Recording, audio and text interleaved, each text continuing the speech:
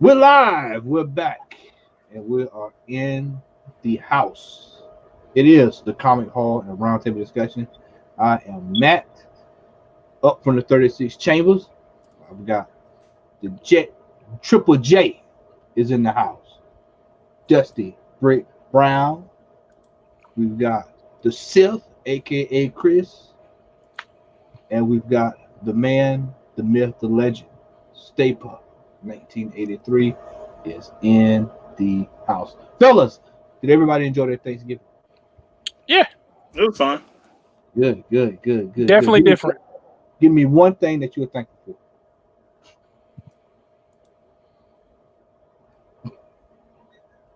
All right, we'll start with Al. One thing you thankful for, man. You muted. You're muted.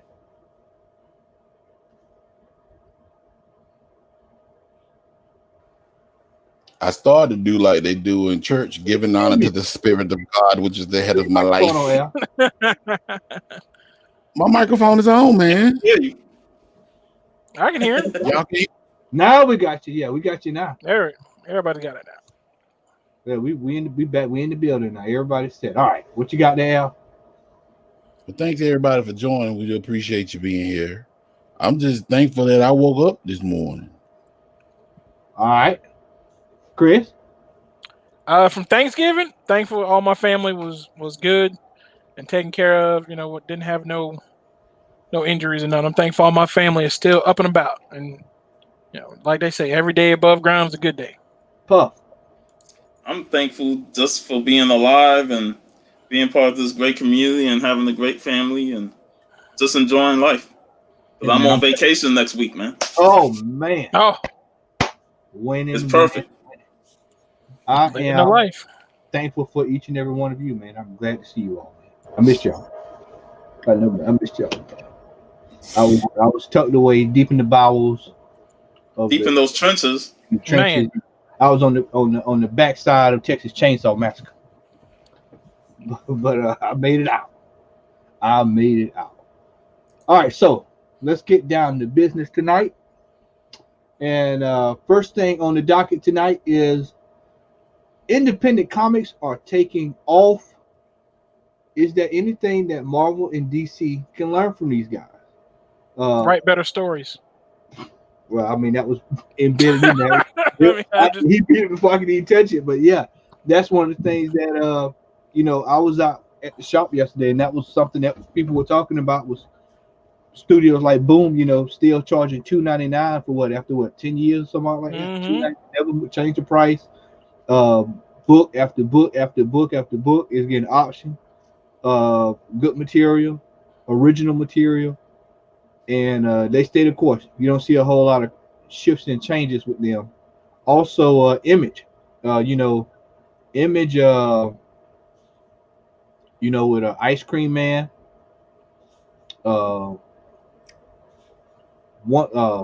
Christ, man. Yeah, what's the book that we Seven to Eternity? Seven to Eternity. Didn't that just come back out? Yep. That was on a long hiatus. Yeah, matter of fact, I think it was this week. It did. Yeah, it was this week. Yeah. I thought I saw it on the newsstand. They just Image, book after book, excellence, book after book after book after book. Bitter Root, yeah, which is real good, man. If you hadn't had a chance to read that, right out the gate, man, right out the gate. Talk about. I've been complaining about that for years. I've been complaining about that toilet paper known as Marvel. Yeah. Straight don't make no sense.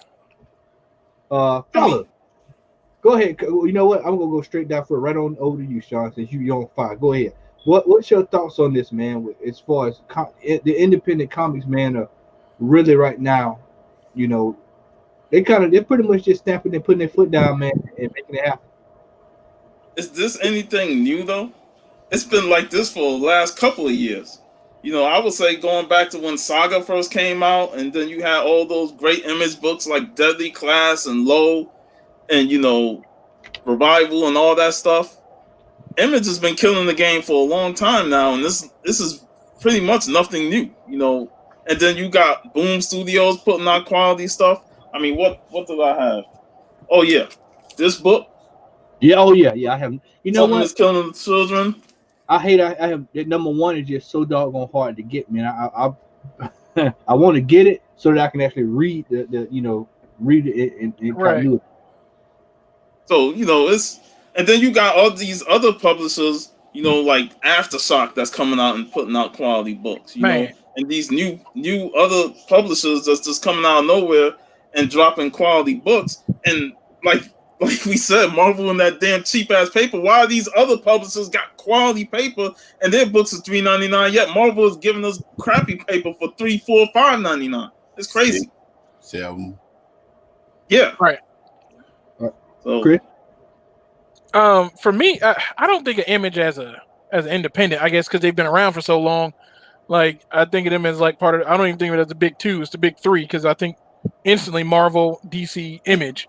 Let me interject that. I understand why people want to say that Image is part of the big three and you know they're not independent, but the creators still own their property. Image is just the publisher. They publish them.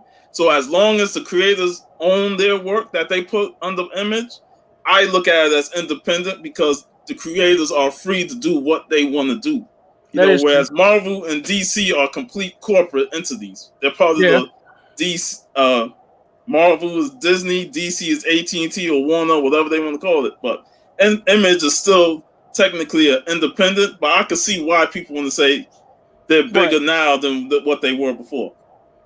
I mean, Image is definitely, you know, even though they're like that angry stepchild in comics when it comes to the big companies, you know, you have to appreciate where they're at because you know without Image we wouldn't have some of the artists that we have working for Marvel and DC right now if it hadn't been for Image to giving them a shot to show that they knew what they could do, and then Marvel and DC coming in and swooping them up underneath their back. You know, the comics wouldn't look as good today without Image. And the best thing about Image is, like you said, those artists and writers start on Image, then they go to Marvel, build their name up by writing great stories, and then after a couple years at Marvel, they go back to Image, and what happens?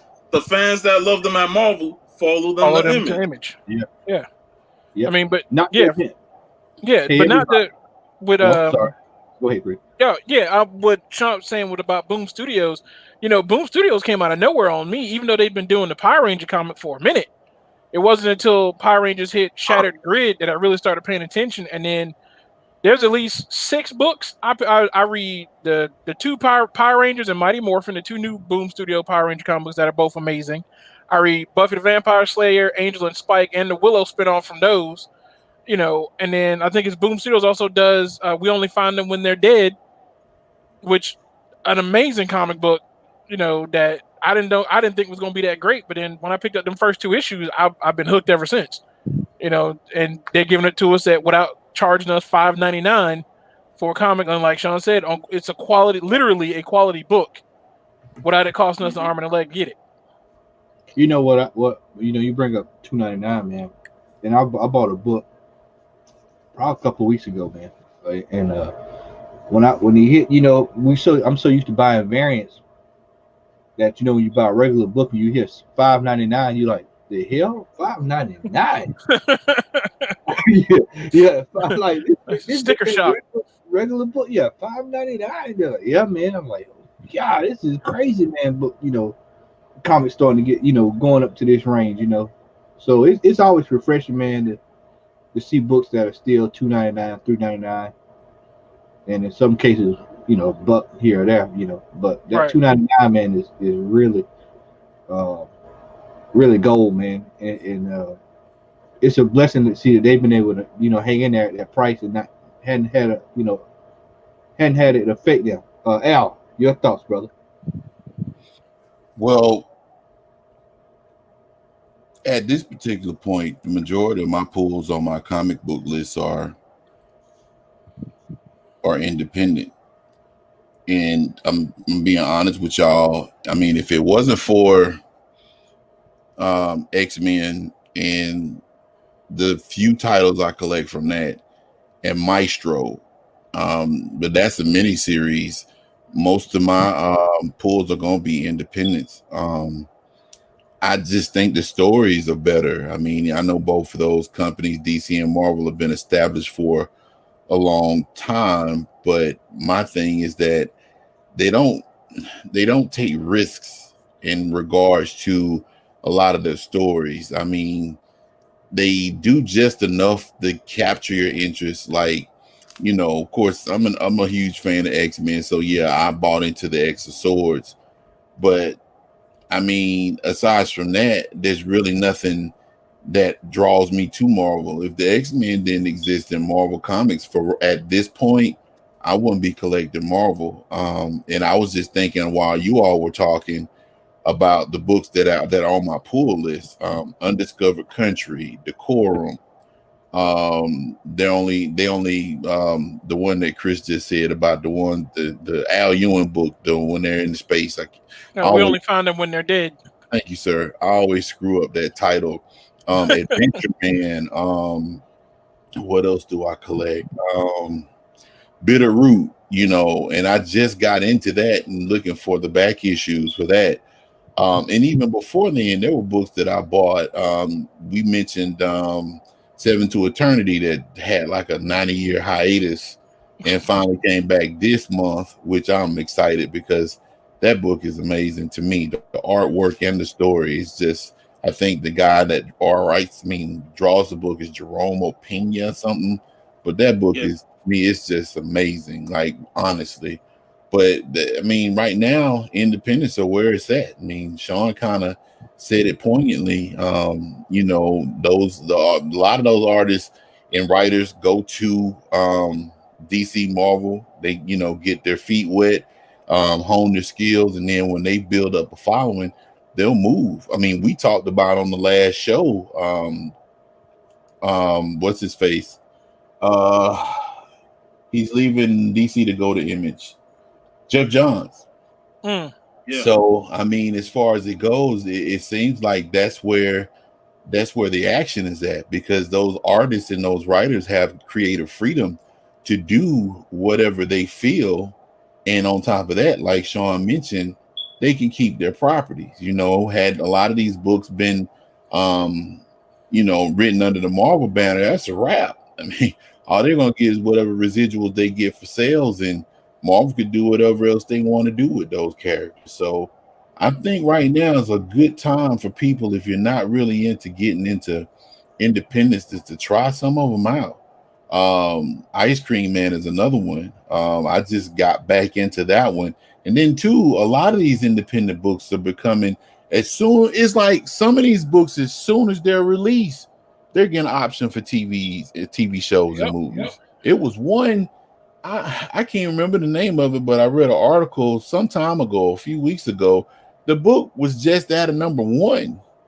Now, of course, that could be a good or a bad thing, but I mean, just for the simple fact that someone thought enough for that particular title to, work with it and try to run with it in some kind of way, I think that's a great thing. The series that came out by Black Mass, Black, where all the black folks got superpowers and stuff. I was reading that book when it first came out. So I agree with Sean. It's been like that for a few years. The independents have been popping. I think now that people are really starting to take more notice of it in regards to, the stories and the content that those books actually hold.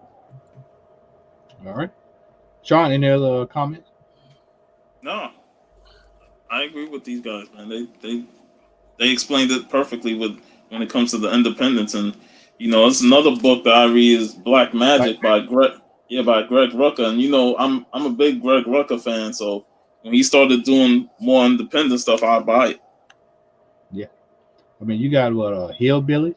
Animosity is another one. Not Hillbilly. Yeah. Redneck.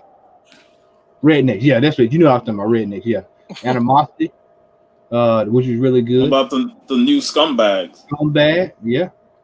And see, Animosity's actually been option, because I collect that book. I don't know why I didn't remember that one, but I've been reading that book since it first dropped. That's been option for a movie. Now that's an awesome story. I mean, that's basically like zombie apocalypse, but animals kind of like started talking and gained sentience and stuff.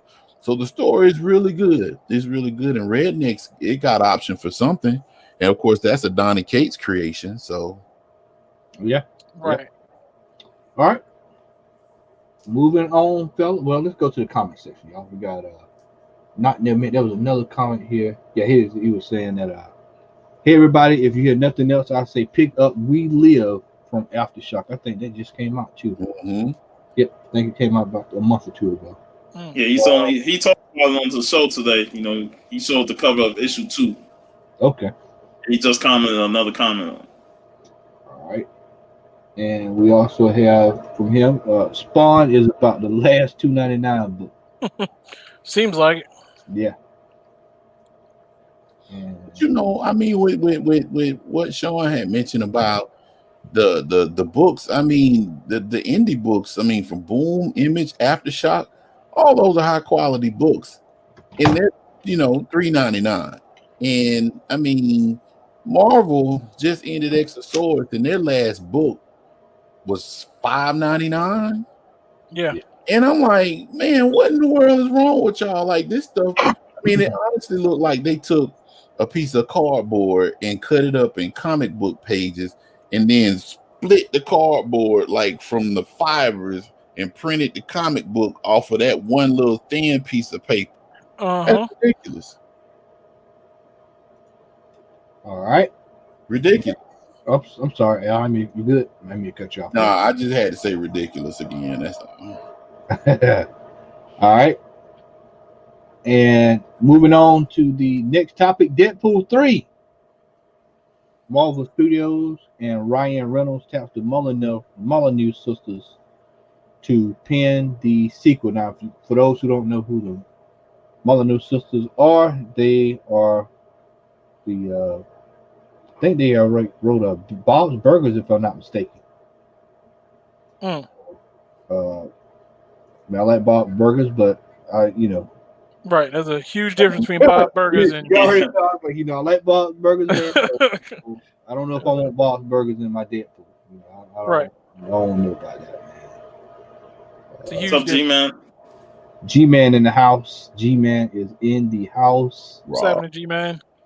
So I mean, fellas, this is one of those ones I have to sit back and wait and have to see, because I had my thoughts about it, with Disney tapping Deadpool, because we know it's going to be, Deadpool light. Yep. More Guardians of the Galaxy type.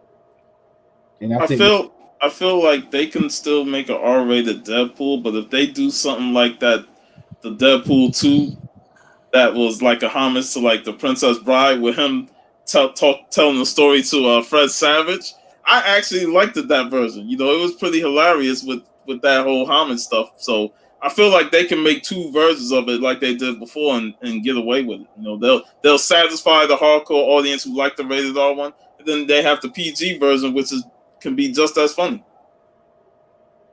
Chris? Oh, I mean, I'm not a Deadpool fan, so if they do, I feel like I am with Sean. Like, if they're gonna do it, you've already set up with 2 R-rated movies. People have an expectation when it comes to these Deadpool movies, and if Disney really wants the money that this Deadpool movie can make for them, they're gonna have to stick to that formula at least somewhat in order to appease the hardcore fans that go in expecting a particular type of humor and a particular type of comic book movie by going to see Deadpool. Got to stick to it. You call my name? Yeah. Oh, my bad. I agree with Chris. I mean, as far as it goes, that expectation, it'll be hard trying to see, the first Deadpool, the first 2 Deadpool movies and the content that they had, and then go to a Mickey Mouse Club-esque type Deadpool for the sequel. I think that would actually be a shot in the foot for Disney. I honestly think that what they might do, which I would think that they would do, there were a few movies that actually Disney released, but if I'm not mistaken, they were R-rated movies under Touchstone Pictures or Miramax. That's it. Thank you. So unless they could bring back the Miramax banner, I don't really have faith that Disney's going to put out an R-rated movie with the thought process of them making money, because I think they feel that their reputation is a lot more important than making a few $100 million on Deadpool. Right. Especially how a lot of parents were complaining about how the first two were, even though the movie is a rated R movie, and common sense should tell you not to take your kid to a rated R movie, but that's neither here nor there. But yeah, it's gonna be interesting to see how this goes. I mean, and going back to what you said, Matt, Bob's Burgers is a funny show, but I don't know, man. I guess it just depends on the direction. And also, one thing that I thought of is that if this is the case, if this is actually factual, how would this affect the rest of the MCU as opposed to the impending debut of the X-Men? Yeah. Like I said, we'll have to see how it plays out. They have another Guardians of the Galaxy type deal where it's a smash. It's just one of those things we have to wait and see. There will be some adjusting across the board with this. With Disney tapping a lot of these properties. So something that we'll just have to kind of wait and see. You just hope that Disney touches up the right properties. Fantastic Four, X-Men. But you just hope that the effect doesn't hurt stuff that's already well. So, all right. Any parting words on that before we move on? All right. So let me get my screen set up here, because this is gonna be funny. Let me let's get set sorted out here. And next up, we've got PlayStation 5 craze. Video will show shoppers tumble. So of all places, they tumble to GameStop. Of all places, that's one. All the places they could raise hell at. Wonderland of Christmas beauties. We'll get through this right here while this is loading up. We're in the middle of a pandemic.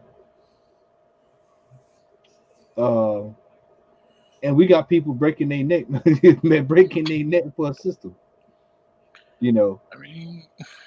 So, it's crazy, man, that people are fighting over a system that, look at this. Oh, big fall. Oh, damn, look at what is look at this. But the majority of Americans decided to take advantage of deals holiday from shopping. the comfort I thought of this their was own the homes. they The were Mall going of to show the America. that video was enough. yeah. This is the new They're pretty iPhone much 12. while this was loaded. I think this is it. They that was good enough right there. Yeah, that was pretty much a snapshot of what you probably were going to see. And what was funny in that video, even though people are running in a bare naked mall, there's nobody there. There's like 20 people, and everybody's like scrambling. I saw a guy yesterday, man, they were fighting over TVs. I was driving by somewhere, they were fighting over TVs. unbelievable, man. And I'm like, man, this is 2020.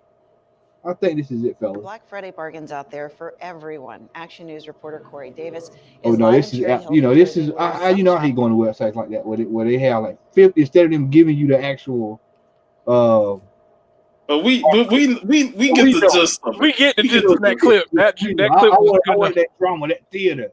I saw a picture on Twitter where they dude had a blowout bed right at GameStop, right in front of GameStop. I'm like, he's sleeping outside on the blow up bed. People just going, they just doing everything they can. It ain't worth all that. No. Then you have other people who had their TV and PlayStation outside playing games that's hooked to the vehicle. I'm like, come on now, y'all really just camping out there waiting for that PS5? Yeah. Just to get it home and it almost blow up your house. 19. I think I saw. I think I put in the group the scalpers, man. $1,900. They're looking for Scalpers these went things. crazy. $1,900. I know a dude personally that got like 8 of them, and I'm like, for what? Yeah, $1,900 for a PlayStation 5. No way, man. There's no way I'm paying that much money, man. And you know, to each his own. But I'm just not paying that, man. I just like I told Al earlier, man. I just be waiting for the red and black attack God of War edition. What's up, Carolina Chris? He said one of his bucket list dreams is to go into Black Friday when people are fighting. Bro, please come to Macon and do it. Come to Macon and do it. You come down here, man.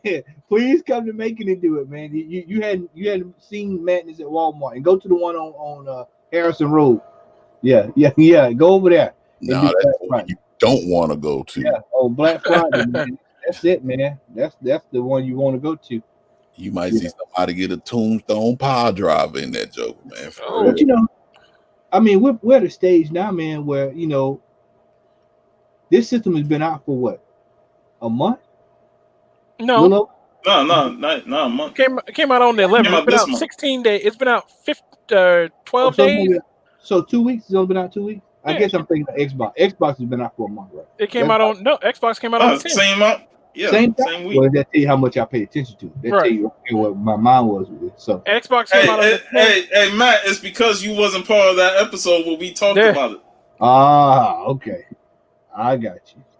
PS5 came out on the 11th of this month. It's only been out for like 17 days. Well, wasn't it? So if it just came out, that means that even if they are going to, and y'all can correct me if I'm wrong on this, that means that they're going to restock these orders.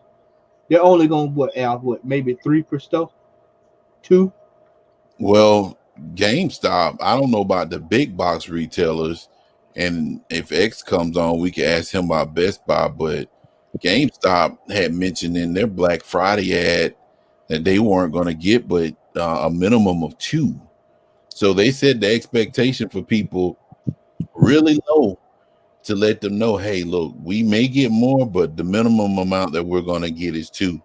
Now, I seen pictures and I saw a couple of videos on YouTube where this guy actually spent the night on an air mattress in a mall. And he slept near the GameStop. And he got up. When he woke up, there was 40 other people there.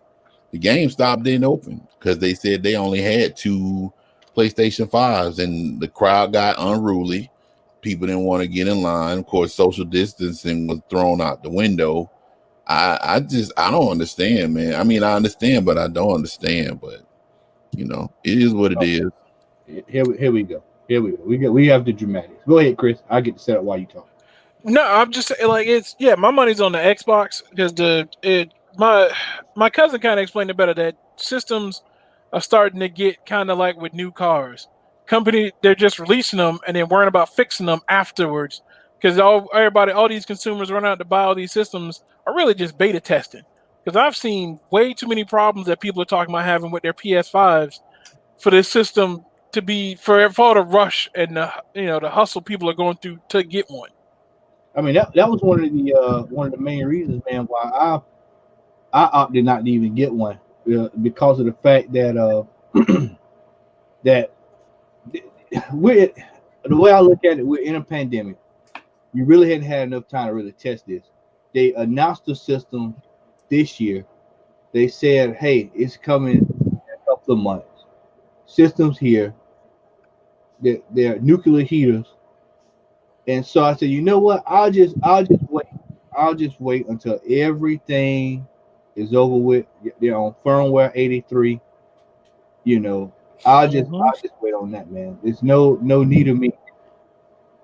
I've done this before. PlayStation 3. I was the guy who sat outside and had beans and boiled peanuts.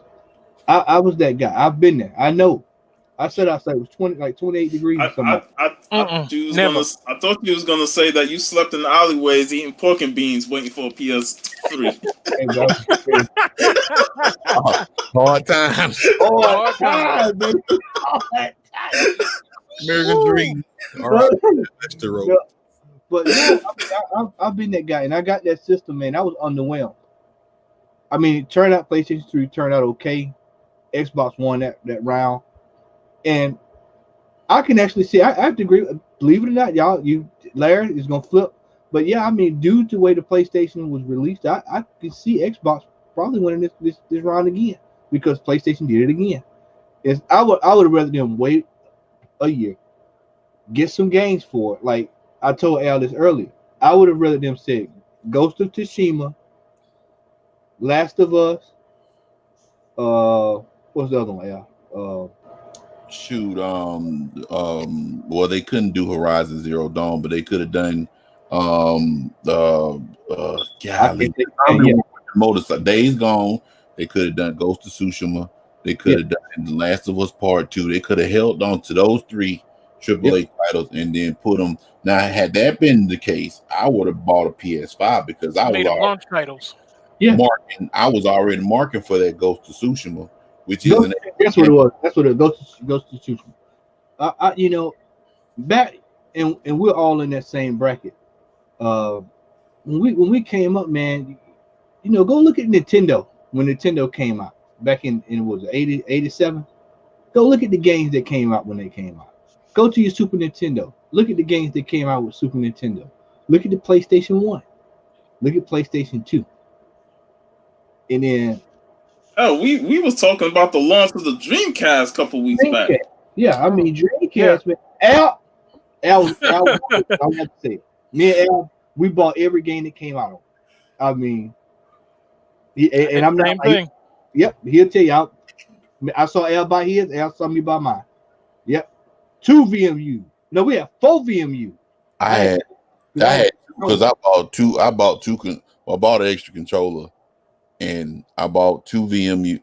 Man, Dreamcast was that system. That was a system launch that I could, if I could go back in time with that time machine, I would relive that several times over because that's one of the best, and I think we agreed on that, Sean. That was one of the best game system launches of all time.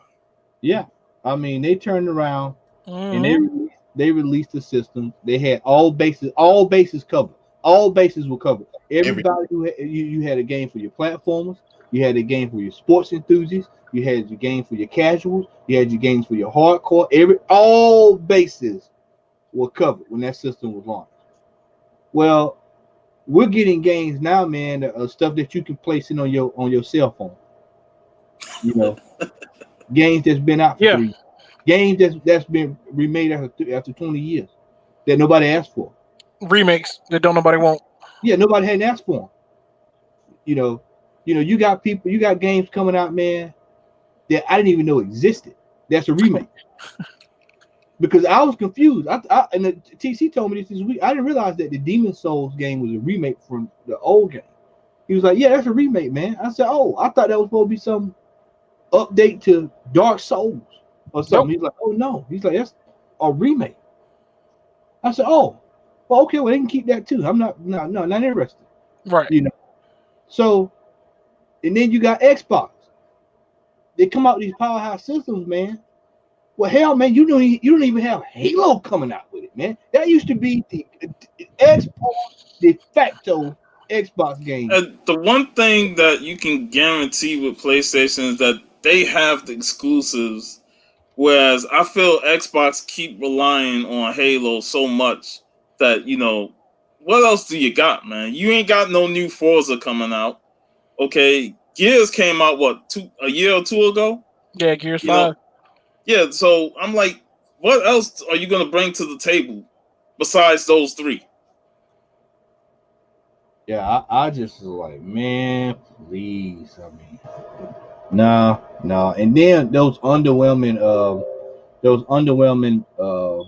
shows that they had, man, just really did it for me, you know. Yeah, for everybody's E3 or whatever, their version of it. A quick point, though, that's not related to the topic, but I don't know if you have it on your list of topics, but I'll just mention Tombstone Piledriver. The Undertaker had the 30th year in wrestling and is done. And know what? we'll toss that on the back end. Yeah, I mean, man, that's the list right now. I totally forgot about that this week. Plus, he had an awesome conversation with Snoop Dogg, man. But you know what, Undertaker, man, you know it's funny, man. It's funny, man. Undertaker, what's up, Chad? Got a chance to chat with Chad yesterday, and he's in the place. He'll tell you when we get down to the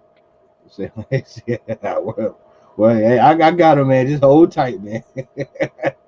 But you know, Undertaker, man, is, you know, now that he's retired, it's just amazing to watch him talk as much as you know, you're like, man, this dude actually, and he got good stories, man. He got some real, man. So, I mean, as long as he's been doing it, he better.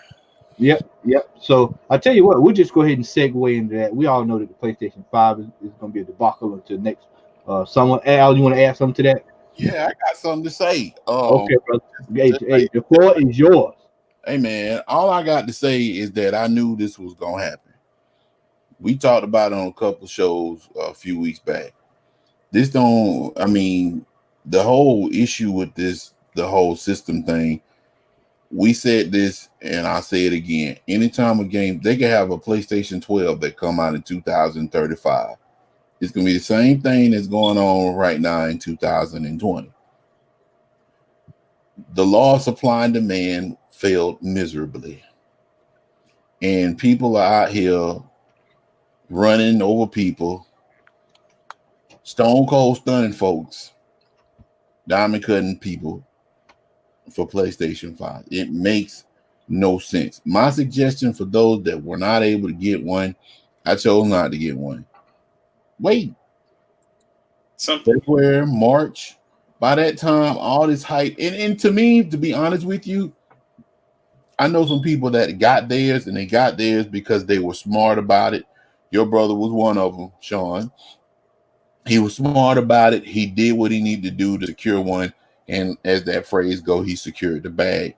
A lot of these people out here, no offense to anybody, but a lot of these people that I see trying to get these game systems, you have to ask yourself, are they really trying to get this game system because they're a gamer? Or are they trying to get this game system because they want to be the first person in their unit to get it? Or are they trying to sell them? You know, they had a group back in Europe had secured like 3,500 PlayStation 5, and they were going to scalp them. And they waiting for y'all, the ones that was running in the mall, tripping over each other and sliding like they was on a slip and slide. They waiting for y'all. Save your money. Tax season is approaching. Give it time. Taxmas. That's what I call it, because that's the other most wonderful time of the year. When the income taxes roll around and y'all get them facts, them deductibles and the deductions and the write-offs and stuff. Wait until you get your tax money. I'm done. Taxmas.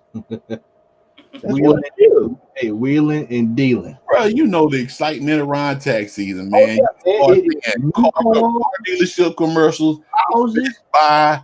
Everybody start ramping up. Get your brand new 2022 Chrysler with your tax check. Just send us your W-2. Come on, man. Hey, no credit, slow credit, sideways. Every time. Up credit, down, left, right, AB start credit. Come on down. I'm telling you. Yeah, every time, without fail. It was. I love them commercials. Those commercials are hilarious. Good. So let's go ahead and segue into Undertaker. For those who are watching, we are going to talk about the top. I'm just trying to get Larry a little time to get in, because Larry's on that holiday shift, so we kind of give him a little time to settle in before we get into that. But Undertaker retiring, man.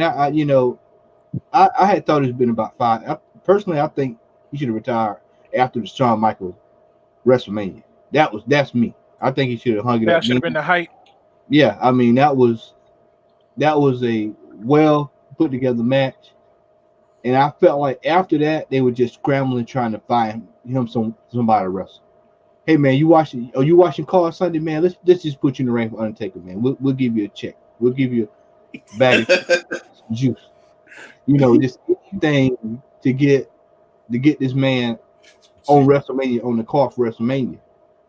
And that last match, that match he had with Brock Lesnar was really like, I was like, this shouldn't even be going on. He looked that bad. I said, this is an embarrassment, you know. Yeah, he suffered that concussion during the match, and oh man, you could just see it when you rewatch it. Because I watched that match live, and that was one of the shocking moments. Like everybody, like, what? The Undertaker lost?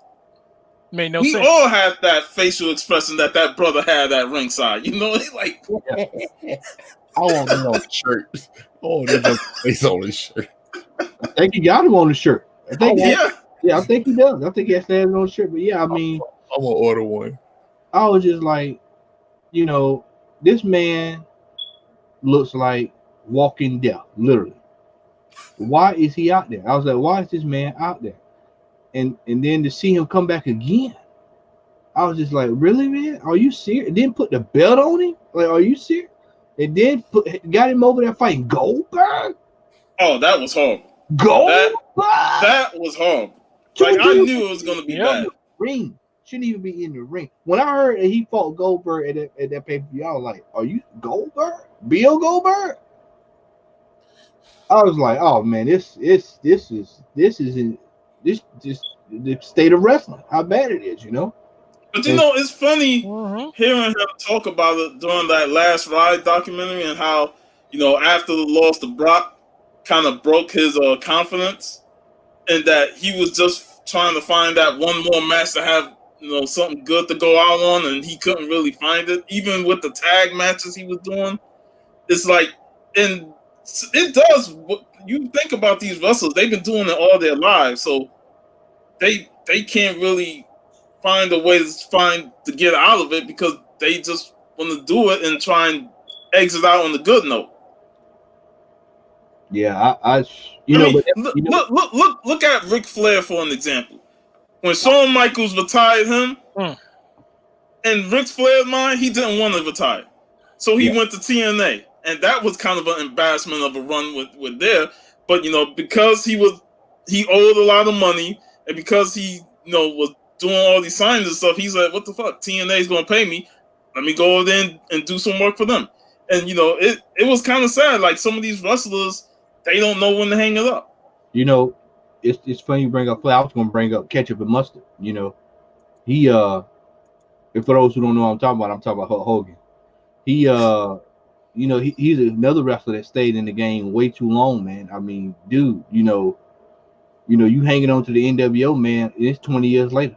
Like, bro, it's time to let that go. Let that horse, give up the ghost. Yeah, that it is dead. Ric Flair is 5,000 years old, talking about a match on WWF. No, it's time to hang it up, bro. Yo, Maddox brought up the biggest missed opportunity: Taker versus Sting. Instead, they gave us Sting versus Triple fucking H, and nobody asked for that shit. Hey, point the finger, Sean. Say it with the finger point, Sean. Nobody asked for Triple H versus Sting.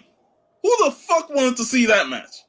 Hey man, we're not getting monetized right here. We keeping it real. Hey, YouTube ain't, you know, the hell with it. We going in. Let me tell you something. That match, this scary. Hey, I'm back. This match, that match between Triple H and Sting was an albatross into the history book. When you go look at the Encyclopedia of Wrestling 40 years from now, they up on the shittiest matches. You're gonna have Goldberg versus Brock Lesnar 1, and you're gonna have Triple H versus Sting at WrestleMania. And then to the thing about it, man. Hey Maddox, I'm calling Maddox. Shout out to Maddox, because they fucked that match up so bad that they turned around and they had to bring Sting back to fight Triple H at, what was it, SummerSlam? Survivor Series? One of them. Yeah. Sting debuted at Survivor Series, and then they build up Triple H versus Sting at WrestleMania. Yeah, and then after he loses the match, they brought him back, Sean. They brought him back to fight him again. It was at some, I don't know what pay-per-view, it might have been this Tuesday in Texas or whatever it was. But they brought him back over there. They brought him back over there to fight, to make up for it. Because they knew. And add that one to the list too. I just happened to see that pop up. Yeah, add that one to the list too. That was one of the worst. Hey, the most powerful finger poke of all time. Yeah, you know. Matter of fact, me and Al got a buddy who actually took a picture of Kevin Nash before he did that. Yep, I actually saw the photo before he went out there and did that. Man, he was sitting out. Now Z Collect saying we wanted to see Sting versus Rock, but The Rock was too far in Hollywood to do that. You know, Yeah. he just wanted to do those shitty matches with John Cena, and that was it. But you know what, man? You know, and we talked about this a couple weeks ago. But this is what I'm talking about whenever I think about WWF now, whenever I talk to anyone about wrestling, I think about all these missed opportunities. You had world-class talent at an unprecedented time, and you did not use them. Instead, you pushed Ginger Echo and O'Hare, and you pushed the Stasiak, you pushed the 3 count, you pushed all these other jackasses. But then you turn around and you got DDP as a stalker, who this man was rolling in WCW for about 4 years before you bought the company. There's no way you tell me you couldn't put him in the program with somebody decent. They had Booker T get beat up in the grocery store, man. Yeah, I mean Booker T over there get beat up in the grocery store. They talking about he's stealing from McDonald's. They talking about Al, you remember that? You forgot about that, did you? Somebody stealing from McDonald's. They have Booker T feud with Edge over shampoo, man. Yep. Like, come the fuck on. Yep. And then craziness.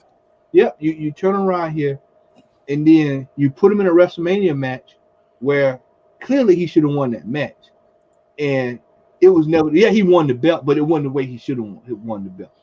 This is McMahon This is McMahon 101. You know. I'm sorry. We were talking about Undertaker. We got way off. Let's get back to the Undertaker, man. I'm sorry, but that's how emotional I get about it. All started with Undertaker versus Goldberg and Spiral. Right. Yeah, just went straight from there. The only thing that I hated about the Undertaker was the Jones kind of routine. That's the only thing I hated was the entire the Jones American Badass. The Zebulon, Georgia Undertaker. I hated that shit.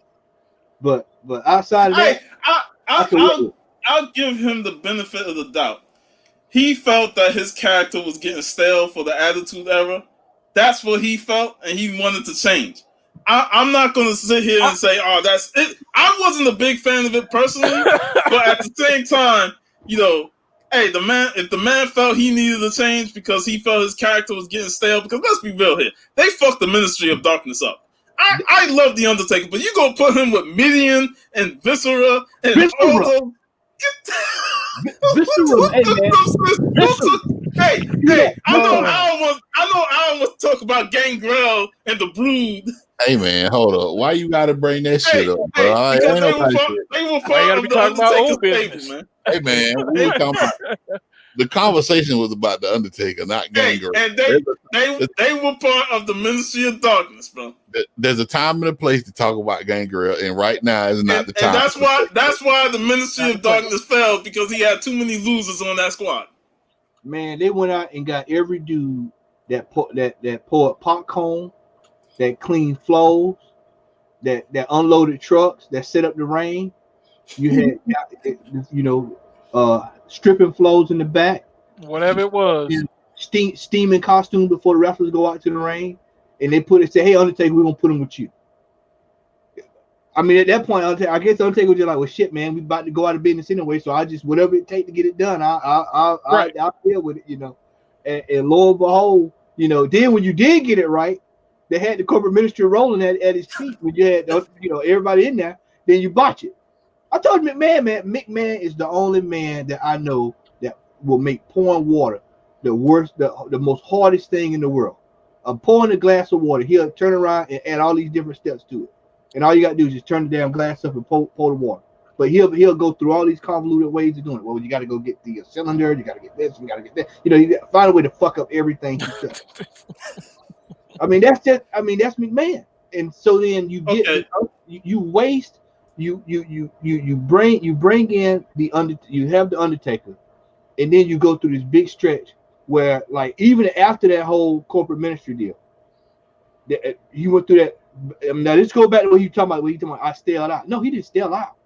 What happened was McMahon ran out of shit for him to do, and put him with legit wrestlers. They had a void of wrestlers when Undertaker went down, well, not Undertaker, when The Rock went down, when Stone Cold went down, and it was just Triple H there. You know, I told you I consider Triple H and Jay-Z a wrestler. He was right place, right time. And so after that, Undertaker didn't really have much anybody to fight. I mean, they had him fighting Maven. Fucking Maven. Maven. Maven. Hey, that was the highlight of the 2002 Rumble. When he got, man, I laughed my fucking ass off when Undertaker got eliminated because it was hilarious. Yeah, Maven. Maven. He's fighting Maven, whereas Maven should have been in the program with The Rock. You had a completely confused. Maven should have been fighting The Rock. You know, they could have transitioned the same way The Rock did the Farouk and them. He could have did the same thing. Instead, you put him in there, it kills his career. He winds up cutting grass for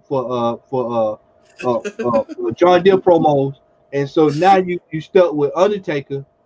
And you know, once again, after that ended, who did he fight? I can't remember who he fought after that program. And he came back as the dead man in Fort Kane. Yeah, I like, hey, when things get stale, put him against Kane again. Yeah, it's either that or you, as TC would say, in the words of Tony, he would say, in case of emergency, break glass and get Mark Henry to fight. Because, all right, so because when you don't have anything else to do with professional wrestling, there's one wrestler that we can find. You will fight Mark Henry. Yeah, you go here. Somebody gonna get their ass whooped. Here come Mark Henry coming up there, right? All right, so I want to put this on the panel. Since the Undertaker is retired and he had 30 spectacular years, what was your favorite Undertaker match? My favorite Undertaker match will probably be. Let me think. I have to go through a bunch of them. Oh man, I would probably go Mick Foley. That match with Mick Foley on that cage when he threw it through the cage. Yeah, that was probably my favorite. Yeah, that Hell in a Cell, man. That's probably that one followed by a close that Shawn Michaels. I mean, as his early matches as Undertaker were more of a lure for me. I just enjoyed watching him being young, you know, as a kid. So, and from a wrestling standpoint, I can't think of anything when he was in his early, you know, 91, 2, 3. I'm not for to even acknowledge the whole Diesel shit. I'm not even going to acknowledge none of that. Well, the Diesel match was good.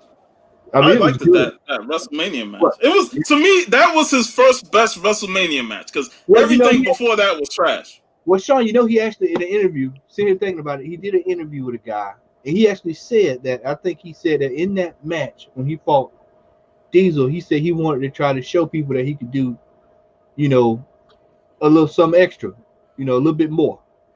And so that's why those later matches you start seeing a little, you know, he started adding a few new wrinkles to his until his routine. That's actually how he came about doing Old School.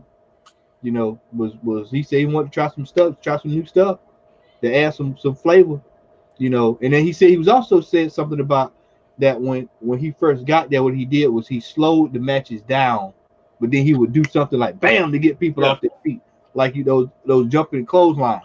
Crowd control, yeah. He learned that early that you could do crowd control. Let me see here. We got a couple of comments here. We got you can't beat the Mick Foley era, but do y'all remember early Undertaker when he was a tank? Oh yeah, that's back when he was coming from WWE. That was Mean Mark. That was real Mean Mark Calloway. Yep. Al, what's your favorite Undertaker match, man? Gangrel and Edge in a cage?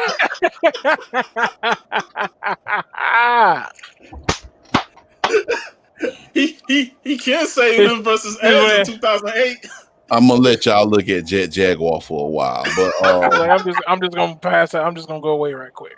Actually, I got two. I ain't gonna lie, man. I like that first casket match he had with Kamala because it was like it was actually on a storytelling type deal. You know, they were going back and forth. You know, then back then that was when, you know, wrestling actually took time out to flesh out storylines and stuff. So that first casket match in 92, and then I'd have to say the first WrestleMania match with him and Shawn Michaels, where Shawn Michaels came out the sky like an angel, and then Undertaker had on all black. That was to me. I remember watching that, live on pay-per-view, and that was a spectacular match, man. That was one of the ultimate. That's how wrestling used to be, back when it was just straight up kayfabe, and people didn't go out in public like dressed like themselves. It was more or less, it was an excellent display of storytelling. And then on top of that, they told a story in the ring, which was wonderful. So I would have to say those are my two favorite Undertaker matches. All right, Chris. Just from the story element, just from when I was a kid, I remember. I don't remember when it was, but it hands down my favorite Undertaker match is probably going to be the first time the Undertaker and Kane wrestled against each other. Back when it was still the story was really all what it was about. So, there was this huge thing of Kane and Undertaker and how they were rivals, but they were brothers. And then, the whole, Kane is the Undertaker because you never see them two in the room together. And then all of a sudden, out of nowhere, Kane and Undertaker were in the ring together. Blew my mind as a little kid, man. It was like, that was the greatest match ever. Like seeing these two huge godlike forces in the wrestling world in the ring together going at it, just from that standpoint as a kid, that was just a great match to me, just from the story aspect of it all. I really enjoyed that too, the Undertaker and Kane, especially, what gets lost in that, man, is Paul Bearer and them damn promos, man. Yep. I was about to mention that build up, that whole year-long build up. Yeah, the promos. He come out there, man. You knew some shit was going to go down because he had brown hair. I said, oh man, they done went back and got old school Percy Pringle coming out here talking about Kane. And then Undertaker went to Paul Bearer's house and whooped his ass. He said, you forgot. He said, you forgot I knew where you live. Right, it just showed up at your door. Just showed up at the house with his ass, And then, Kane coming out there, that's back when Kane was working out before he started,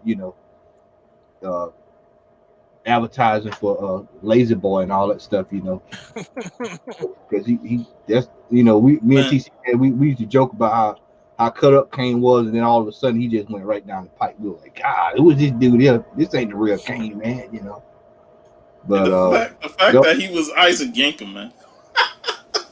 Oh yeah, man. I mean, but yeah, Undertaker, man, he had a nice career, man. So, Sean, what's your thoughts, bro? Yeah, there's a lot of great Taker matches, especially in the second half of his career. And I can mention the SummerSlam match against Bret Hart. That was a great match, and even their one night only match was awesome. And then you got the matches with Shawn Michaels at WrestleMania. The Bad Blood, Hell in the Cell matches and stuff. But there's one match that not a lot of people really mention when it comes to great Undertaker matches. And that No Way Out 2006 against Kurt Angle for the World Heavyweight title.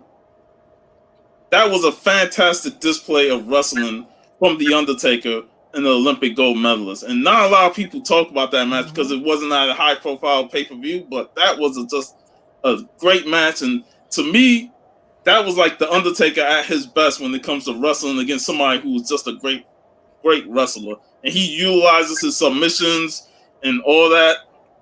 Went to the top rope to do his little old school, and then Kurt Angle just kept up with him.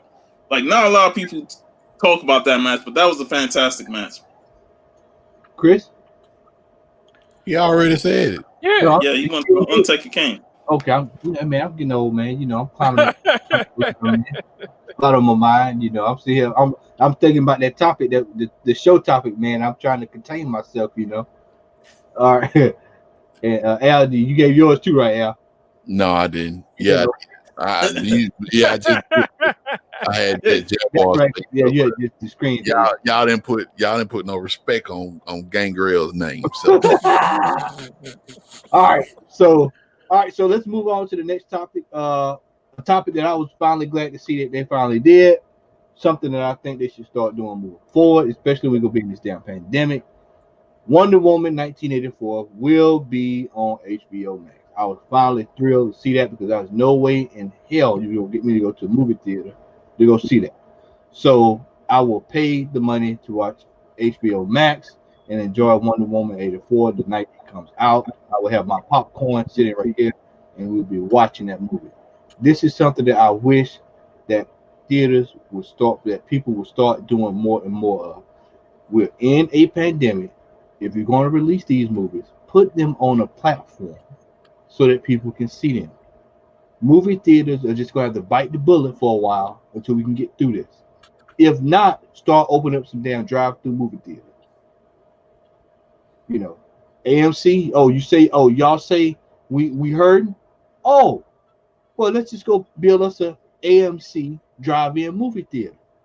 This would be the perfect time. People will go watch it. I will go drive my car over there and go watch Wonder Woman. Yeah. You know, you can socially distance at a drive-in movie theater. You park a car over there, park your car over there, park your car over there, you know. I think it's a brilliant move, man. I'm looking forward to it, and I'm excited. I know they said they're going to still be releasing it in the theaters, but, you know, if y'all want to go over there and see it, y'all can, but I'm not. No way. No way. So, fellas, thoughts on Wonder Woman 84 hitting HBO Max on Christmas Day? I think it's Christmas Day. Yeah, Christmas Day. Yeah. We'll go. Chris, we'll start off with you on this one, bro. Oh, I mean, I was anxious because my wife's a huge Wonder Woman fan, and I love the first movie. And I've been waiting to hear what they were going to do. I'm glad to hear that they're going to do both. You know, they're going to release them on, you know, on the streaming service and in the theaters for people that want to go. Because some people had that Christmas tradition of going to the movies on Christmas. I ain't never have that. I didn't even know movie theaters were open on Christmas till I worked at one and didn't get the day off. So I didn't even know movie theaters were open. But there are hundreds of people, millions of people across America go to the movies on Christmas Day. Where, you know, but I'll be at home just like you, Matt. Me and the wife gonna be curled. She already said, she's like, Christmas Eve at midnight. As soon as it's available, she's like, we gonna stay up and watch it. She is anxious to see this movie because it's been pushed back for so long. And I'm glad that they're doing that. It's gonna be a part of HBO Max, and they're not doing like Disney did and put it behind a $30 paywall to watch a movie on the streaming service. Yeah, you know, that's a huge difference. Also, you know, movie theaters just need to get with it and understand that y'all are just one of them places that people can't safely socially distance at and enjoy a movie. Not for the, you know, movie theater holds 600 people. You can only put 300 in it, and they got to be they don't want to do the work to be socially safe, so they just need to bite the bullet and be closed. Yep. Another thing too, another famous Christmas release was Batman: Mask of the Phantasm. I remember going to see that. I saw that. On... Fantastic movie. Yep. Amazing movie. World class. Vigilante. The whole movie industry was hoping for too long that things would just magically be better in the summer, and boy, were they wrong. It was totally clear that this pandemic won't be over soon. Exactly. I mean, we saw this. You know, I was mad as hell because I didn't get a chance to see Tenet when it came out. And that was a movie I was been wanting to watch all year long. So I gotta wait. I think it's getting ready to release maybe sometime in the next couple of weeks online, so I'll be able to finally watch it. But that was something that I wanted to go see that I wish they would have released online. You know, it's a damn shame we paying for all these streaming services, man, and stuff like this can't hit it. You know, I saw somebody put up a bill the other day with all the streaming services, and they're like, "Well, hell, what have I got this for when I could just stay with cable? If y'all gonna charge me, you know, if I'm paying for all these services." So, Al. I gotta work on Christmas, so I mean, you know, I'll probably watch it Saturday, but it's about time. I mean, how much is the movie gonna be? How much is it gonna cost to get it? I'm assuming it's just gonna be a part of the. If you're already paying for HBO Max, you'll be able to get it because they got all the DC shows that are in movies and stuff, so you'll just be able to watch it automatically. I don't know.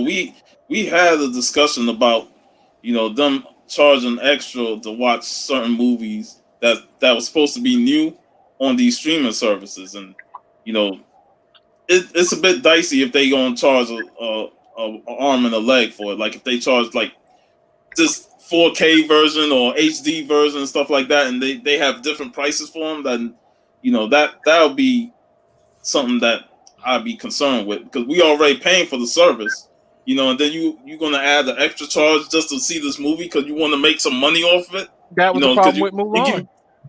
yeah, you know, I mean, and that's gonna be the issue with when it comes to HBO Max for me is that, yeah, it's a good thing, but how much are they gonna charge to actually watch the movie on there after Right. what we already paying for the service?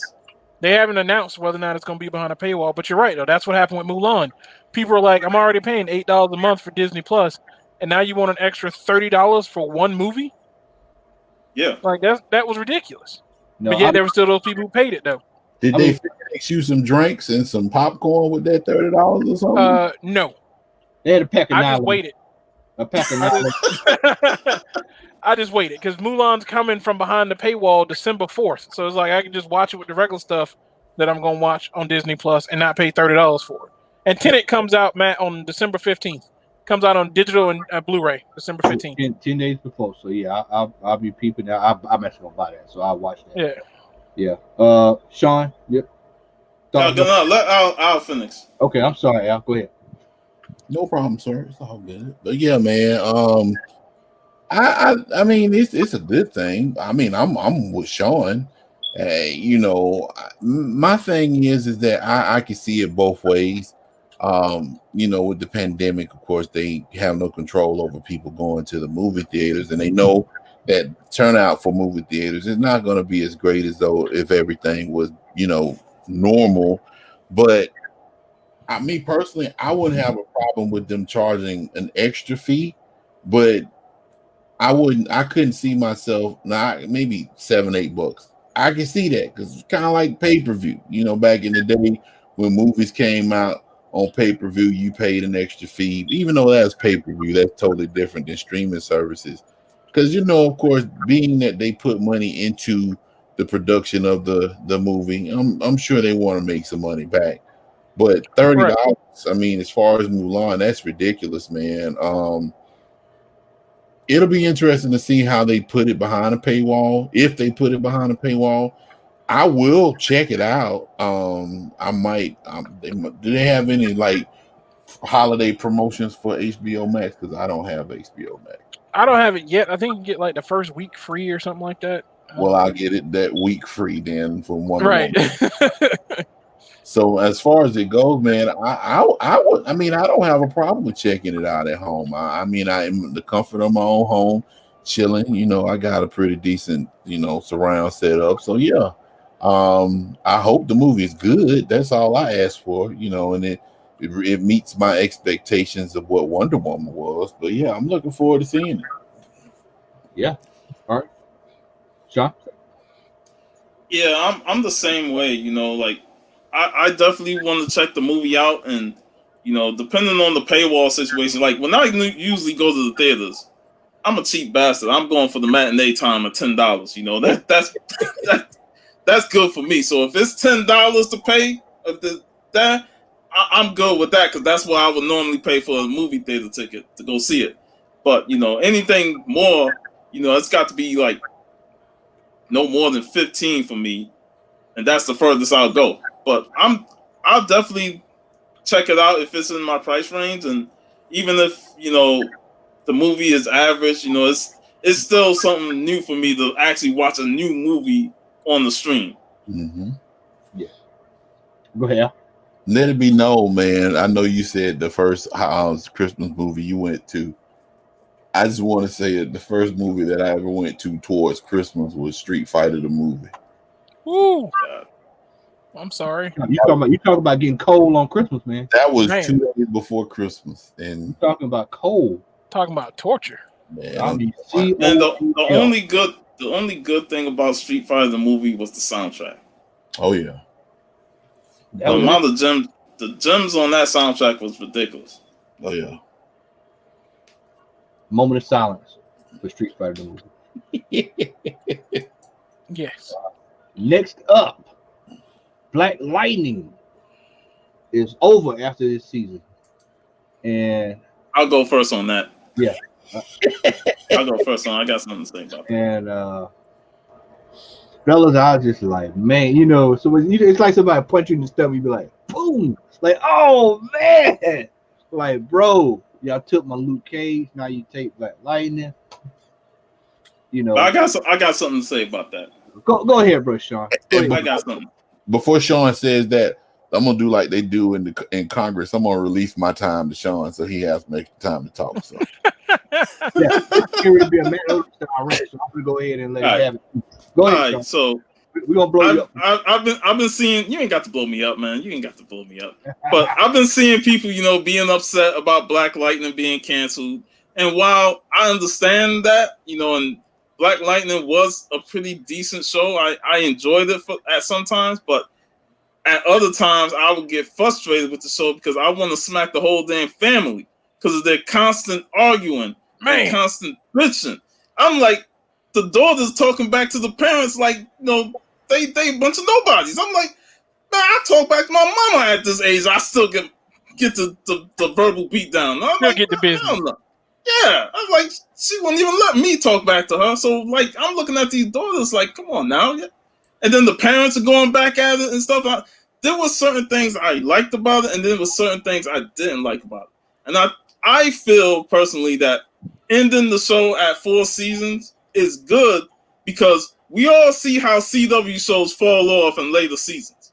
Mm-hmm. When it comes to the Flash and Arrow and stuff like that. I feel like if it goes further than 4 seasons, I'm going to get sick of it and just cut it loose because there were things that were irritating me about that show in the last season. And, while he was okay, but I was like, do I really have to take Wayne Brady serious as a villain? Yes, you do. Yeah. Wayne Brady gonna kick your ass. Hey man, Does Wayne Brady got to choke a bitch? and now I'm about to say. I know. I'm still laughing at the Dave Chappelle skit, so now I gotta take this dude serious. Yes. Oh man, when Chris says yes, you know. So, but I'm with the mindset of if you wrap up the story well and you do a better job in the 4th season and uniting the family and not having too much arguments, then I'll be happy with that. Then it keep going on and it keeps getting worse for me. Because CW shows they don't have that long lasting appeal because they always tend to fall off and get worse. And you be like, man, why am I still watching this show? Mm-hmm. So I'm of the mindset of it's a good thing that they're ending that 4 seasons because if they kept it going, it would lose me. I know they lost the Flash after the 2nd season. So I mean, the Flash, they we know how that go, man. The Flash went right down the toilet. I'm talking straight Lever 2000. Sucking sign. It's sucking sign you hear when the toilet going down is what the Flash. All right, Chris. I've been a fan of the CW shows since they started with Arrow. When the whole Arrowverse started, and then when Flash came along, I was really excited when Black Lightning got added because it was finally a chance. I was hoping the show wouldn't let me down, and it didn't. From the jump of the show, it tackled issues of being black in America like no other show, thankfully, no other show attempted to tackle. Showing you what it's like to be an actual respectable, upstanding black man in America, and you still get treated like you nobody. And, the show didn't shy away from those things. But like Sean said, they didn't shy away from that stuff. But then the issues with the daughters, all of a sudden it was like in between seasons 2 and 3, the older daughter just started hating the dad, and the younger daughter just figured she knew what was best. And it was just like, y'all realize all the sacrifices Jefferson done made for y'all ungrateful little children? Grateful little snots. You understand what I done did for you? And so it kind of, I had issues. And then I found out that the show was actually being canceled after the 4th season, that the actress that plays the youngest daughter went on her YouTube before the day it was announced, saying that or on her Instagram, saying that she was planning to leave the show anyway. Even if the show hadn't got canceled after the 4th season, this was going to be her last season anyway. She was leaving to go do, in her words, God's work. I don't know what that is, but apparently it does not involve acting, I guess. She's going to be leaving the show regardless. And I was kind of happy. I was like, man, now I kind of wish there was a 5th season because I kind of actually would enjoy the show if it was just Jefferson, because the wife get on my nerves sometimes. Both kids get on my nerves. I'm like, can we just have him beating up bad guys the whole show? Can I get just an hour of Black Lightning going around throwing lightning bolts at people like Shazam or Zeus? I'd watch it. I'd be right there. He just walked lightning fingers. Like just I don't even care. I would watch it. I'd be right there. Hey, he'll be like Black Dynamite with the lightning. Yeah. I threw that lightning before I entered the room. Yeah, to touch on your point, Chris, like everything that's happened this year was highlighted in the Black Lightning series, and it's like, wow, it's like they touched on this and they went hardcore with it, and then now look at what happened in 2020. You know, so it's like there was some great things that was done on the show. I did like that the whole Bill Duke was phenomenal. In season 3, like he was just a phenomenal villain, and he played a character that you wanted to hate because that's how great he was as an actor. But like I said, the things with the family and them constantly arguing and stuff, it was getting on my nerves. I was like, it's like every episode, the father's going at it with the older sister, the mother's going at it with the younger sister, then the father and the younger sister go. I'm like, then when the mom got strung out and just don't forget about the cop that stayed next door that knew who he was, but he never knew who he was when he was in his face. Right, the officer when he went to school with. And I kind of wish they did a better job in explaining that whole situation. Like how the hell you cannot see that this man is Jefferson? Like I know they touched on it in one episode where the daughter said, when you look at him, it's a fuzzy effect where you can't really see him. But I wish they would have developed that more. It felt like it was just one and done, and I really feel like they sort of showed from the point of view of their eyes seeing him that it's not a clear visual of his face. And that was a fault to me. I mean, because they have on a couple of reasons. I've looked at it and been like, they have really good writers. But as far as that gets explained in the comic book, and I guess they figured maybe people would pick it up from there, that his bot that he produces a certain electrical signal that causes your eyesight to the signal when it goes to your brain to not process his face, which is how come you never see his face. Which is why they're looking at him, they don't really recognize him and his face is scrambled. But as far as the writing in the show, I really do want to applaud them for the fact that even after Black Lightning was introduced in the Crisis Infinite Earth story arc that happened when they did the crossover, me and my wife were watching and we were just like, okay, he's back in Freeman and he's having all these issues. He knows that Superman and Justice League and all these other characters exist. Why don't he call nobody for help? And then we realized it was a matter of the struggle of the point of Black Lightning was to show the struggle of Black people and how even though they are held down and struggling, they can still overcome. And if they had wrote in that Supergirl or the Flash or Green Arrow or anybody had come in and helped him, it would have been perceived as the white man coming to save the Black man from his struggle. And I applaud the writers for not doing that. I agree with that. I really felt that Black Lightning's story is Black Lightning's story. He did not need them in there and helping out with his issue. That was his issue with the family and with what's going on with Freeman. If he would have brought them in, it would have just diluted the whole damn thing. And I was like, taking the feet right out from under it. Yeah. I just hope the season goes out and it's good. Yeah. Well, we will see how this turns out. Hopefully, like you said, I hope it goes out with a bang. Shout out to Big Remo, bring up Pro Don. Strong arm steady. Strong arm steady, man. Strong arm steady. What was funny, man, was that I didn't think about it until I was like, oh, that's the old boy from Strong Arm Steady. I didn't realize that until like the second season. I just never thought about it. Next up, we're gonna segue right into the other history of the DC universe. So far, raise it up.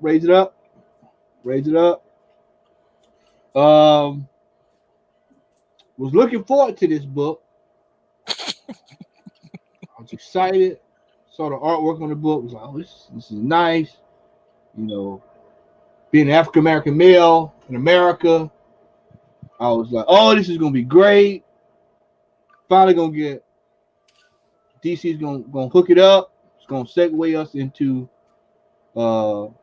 Static Shock in the game, and we're gonna all get kinds of high hopes. All kind of high hope. And then what do I get? I get a Crystal Sunrise. That's what I get: a Crystal Sunrise and cold coffee.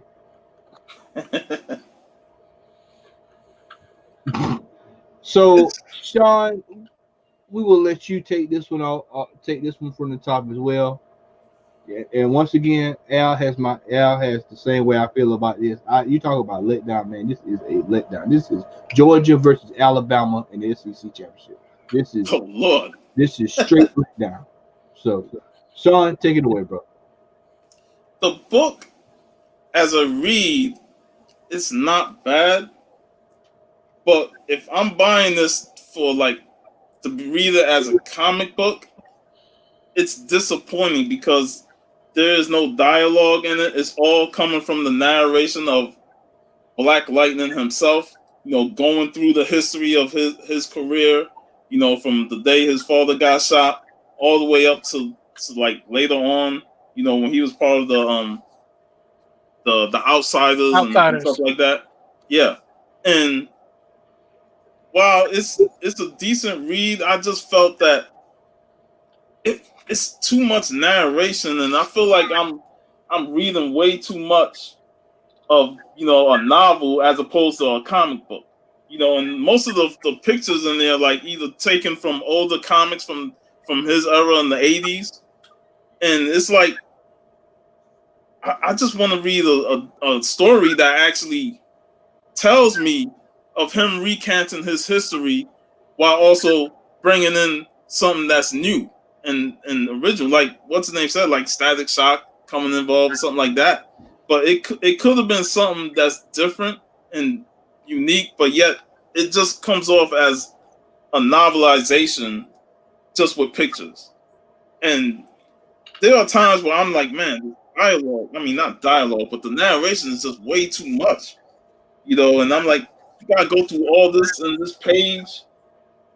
And I'm like, do I really want to read all that? And I powered through it because I wanted to see if it still resonated with me. And while, like I said, it's a good read for something that's $6.99 in a Black Label book with this oversized format, I just felt that it wasn't worth the money. And I would get it when it's way cheaper.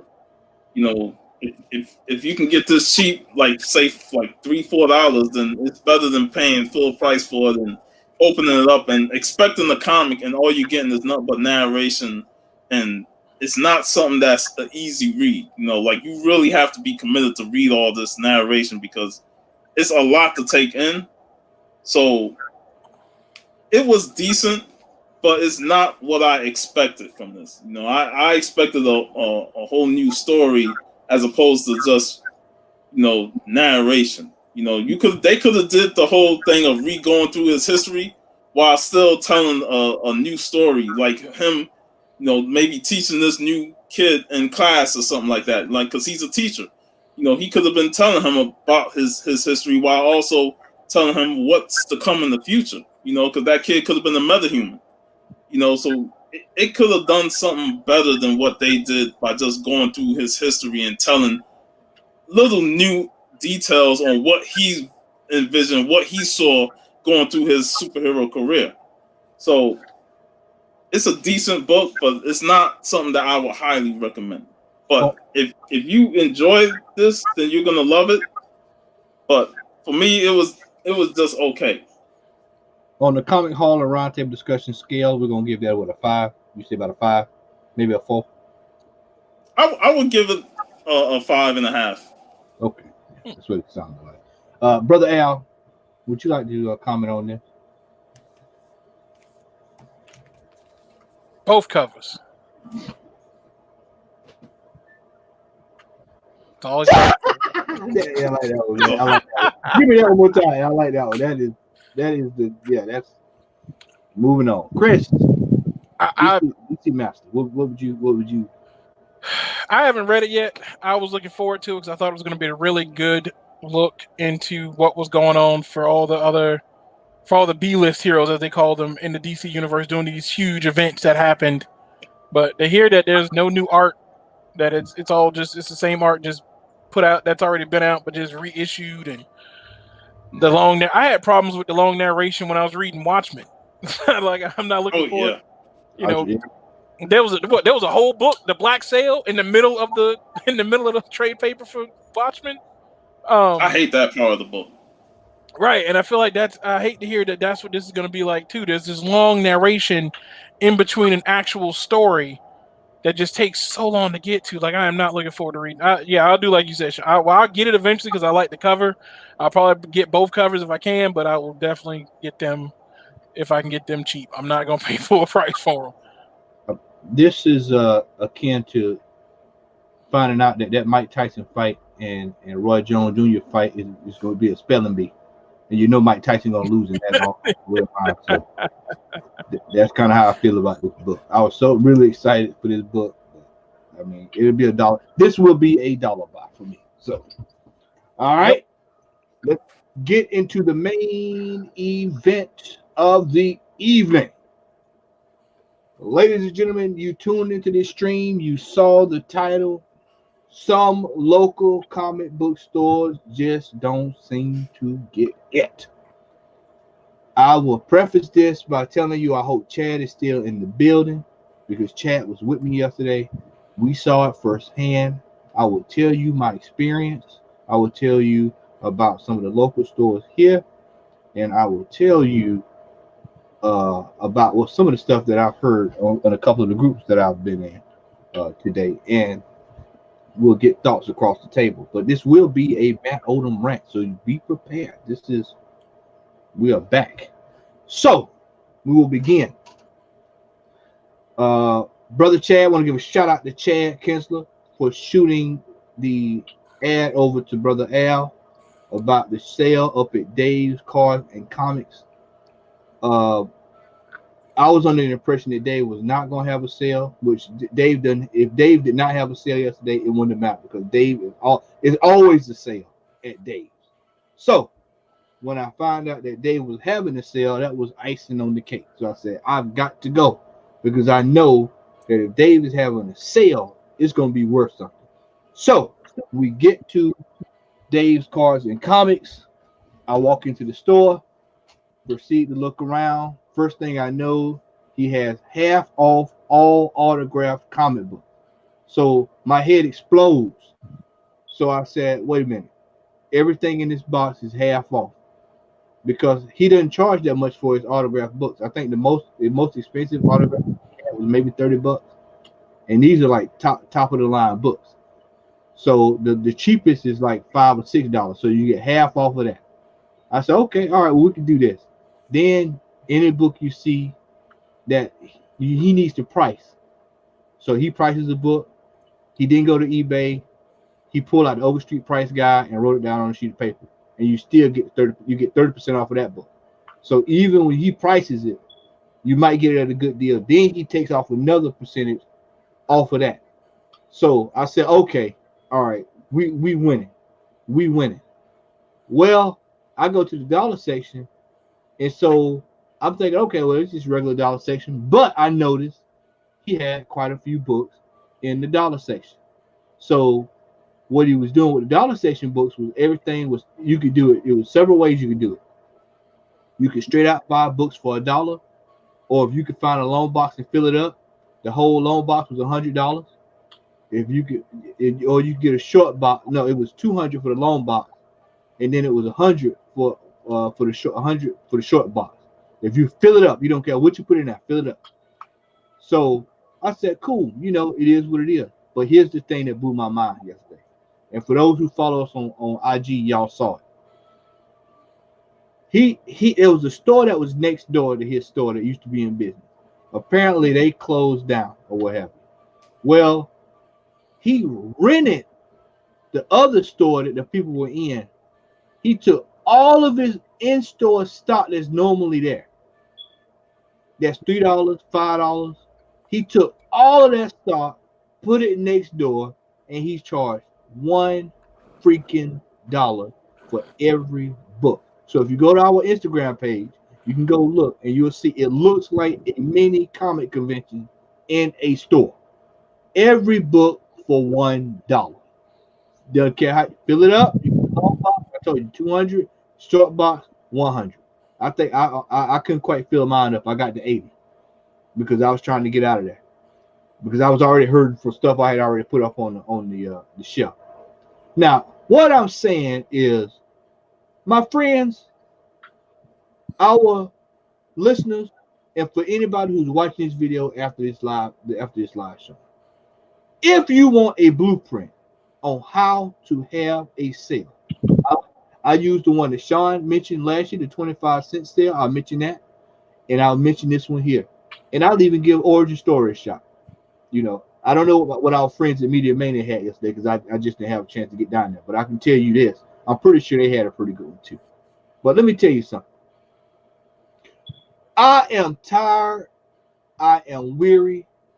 My body's aching with pain. I am tired of hearing the sob stories from some of these folks talking about they got to go out of business. We ain't making no money. We struggling.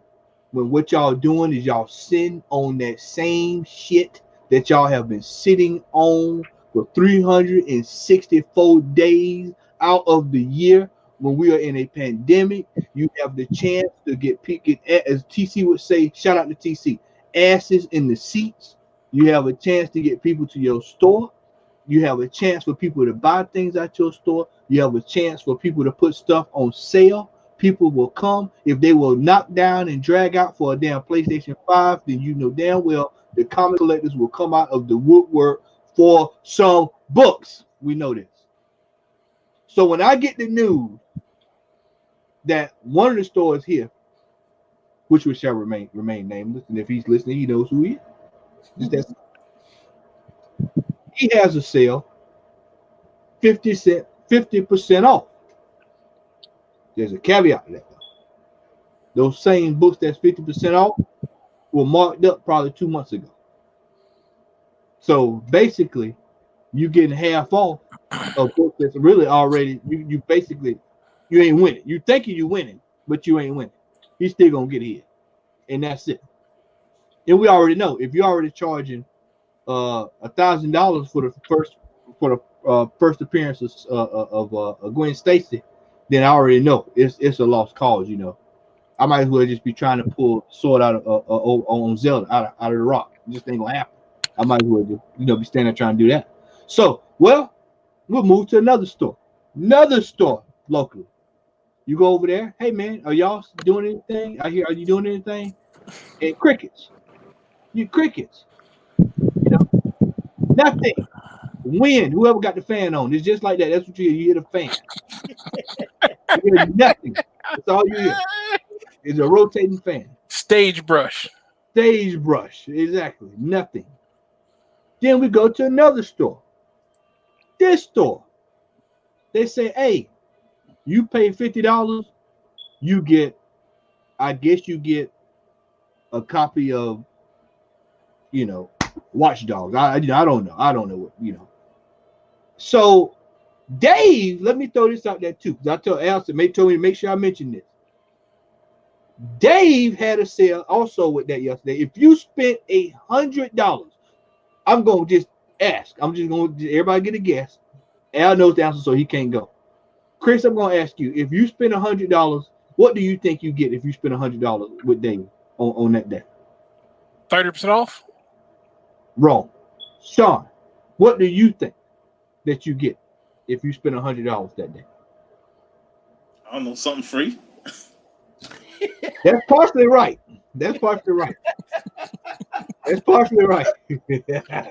All right. You are the closest. So yeah, you get a free copy of Last Ronin. Now, how many stores are going to, one, give you a sale that get you to get there? Two, they give you a sale where you get a decent percentage off. Everything that was 30% off the store that was not in the dollar bin. Even the slabs, even the value books, everything. If he had 45% off figures, 45% off of pops. Just get them out. Just get them in. It's got to leave out the store. It's got to go. God walked over yesterday with I don't know what it was, just some kind of figure. He said, "Hey man, what is this going for?" He said, "Man, I can tell you right now, it's $45, but I'll give you 45% off of it." And the dude was like, "Oh really?" He's like, "Yeah." He said, "Look at the sign." He said, okay, well, I'll take that. And let me go back over and look for some more. Let me tell you something. Man. These stores have got to understand that in order sometime to make money, you must lose money.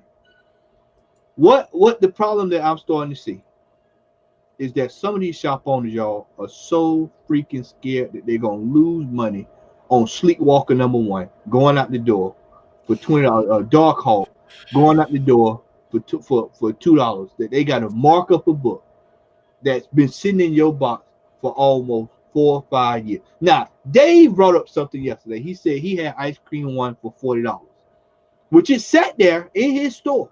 And I know this to be true. It sat in his store for over a year for $40.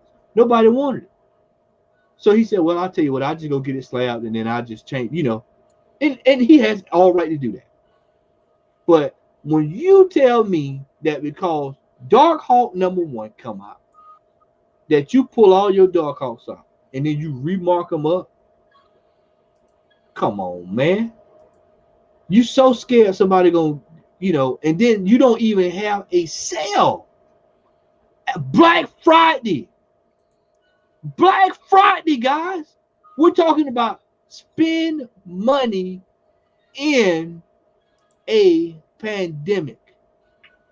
People are willing to get in their vehicle and support you, the store, you, looking at you, the store, in a pandemic, and you won't even give them crumbs off the table.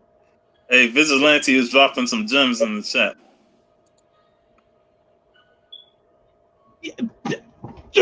I do this Shannon Sharp on that one. Skip back. I had to do this.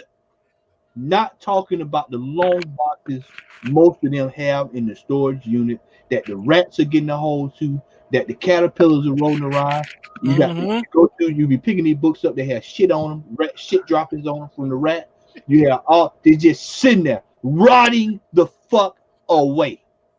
They're just rotting away like Gilbert Gottfried, just sitting there, absolutely doing nothing. Nothing. Gilbert Gottfried. And they turn around. No, bitch. Yeah, and they turn around. Turn around, and then they give us, the consumer, they go, hey, we need you to save our store. Well, I tell you what, I ain't saving shit, because you could have had a sale that could have saved your ass 7 months ago, but you too fucking worried about somebody coming in there buying your Hot 181 for $1,800 when you probably, that's the most money you'll probably motherfucking make over a 5, 6, 7 month period. I know I'm cussing tonight, but that's how I feel about this shit, because I'm tired. I am a comic reader and an investor. So when I go to these stores, I spend money. Now I tell you, like I told Al and the guys, I have no problem. Had someone locally had a sale, if I'm spending money an hour and a half away from my house, that what make you think that I wouldn't spend money in my own city if I'm spending that kind of money? I give you all the figures. We had a guy yesterday, one of the brothers. I guarantee you watching the show right now. One of them paid $3,000. Another one paid $1,800. I paid $4,000. Another guy paid $3,000. Another one paid $1,000. Another guy paid $1,000. Another guy paid $2,000. Look at the money we just put into that in one day. Just 4 or 5 guys, enough to keep the lights on for the next 2 years if you felt like it. There's no excuse for some of these stores, man. There's no excuse for some of these stores to act the way that they act. In 2020, in a world, at least Midtown, at least says, you know what, we'll give y'all 75% off of the shit that nobody don't want. Because that's what they do. Midtown say y'all the shit that don't nobody want for 75% off. You might be, if you're feeling some runs, yeah, you go out and knock yourself out. No problem. But at least they're trying. Some of these folks are not even trying. They're not even looking to do anything because they're so scared that the next book that's going to be on the Comics Tom list at number 1 is sitting in their dollar bin. They are so freaking scared that the next hot book is coming out of their store for $5. Oh shit, it's Matt Odom, Al Rainey, and the Comic Hall crew pulling up to my parking lot. I must got some shit that is in a loan box that I don't know anything about. I can't sell it at that price. I've got to hold on to it. I can't let it out of my store. This is the mentality that is going to shut down a bunch of stores. I don't want to hear it. In 2021, I don't want to go over to CBR.com and man in Kalamazoo, Michigan must shut down store looking for help. No, you won't get any help from me because you had an opportunity somewhere down the line to have a fire sale on some of that shit to get it out. I'm going right back to the comment. Let me scroll. I'm scrolling right back. It's still up there. Long boxes over there that you put in that U-Haul that you took over there on a Thursday afternoon and stacked to the roof with your Ninja Turtle number 1 sitting over there, first print sitting back there that you holding on to, that you rather hold on to that and go down on the hill of not selling that because it's my prized possession. I got this book in 1985 at the Holiday Inn at a convention. I only paid $25 for it. I can't let it go for $3,000. I can't let it go for that. This is why I say these guys, you got these guys that are collectors that are running storefronts. That's the way I refer to it now. You've got collectors running storefronts. They say that they're in business to sell comic books, but in all actuality, they're there to show off their collection. And then they want you to come in there. Hey man, look at the books that I have. Look at the books. And then you fast forward a few years. They're standing on the corner of Eisenhower Parkway, Al, and they're standing there with a cup talking about, hey man, if you give me $5, I'll get you something to eat too. That's what they're telling you.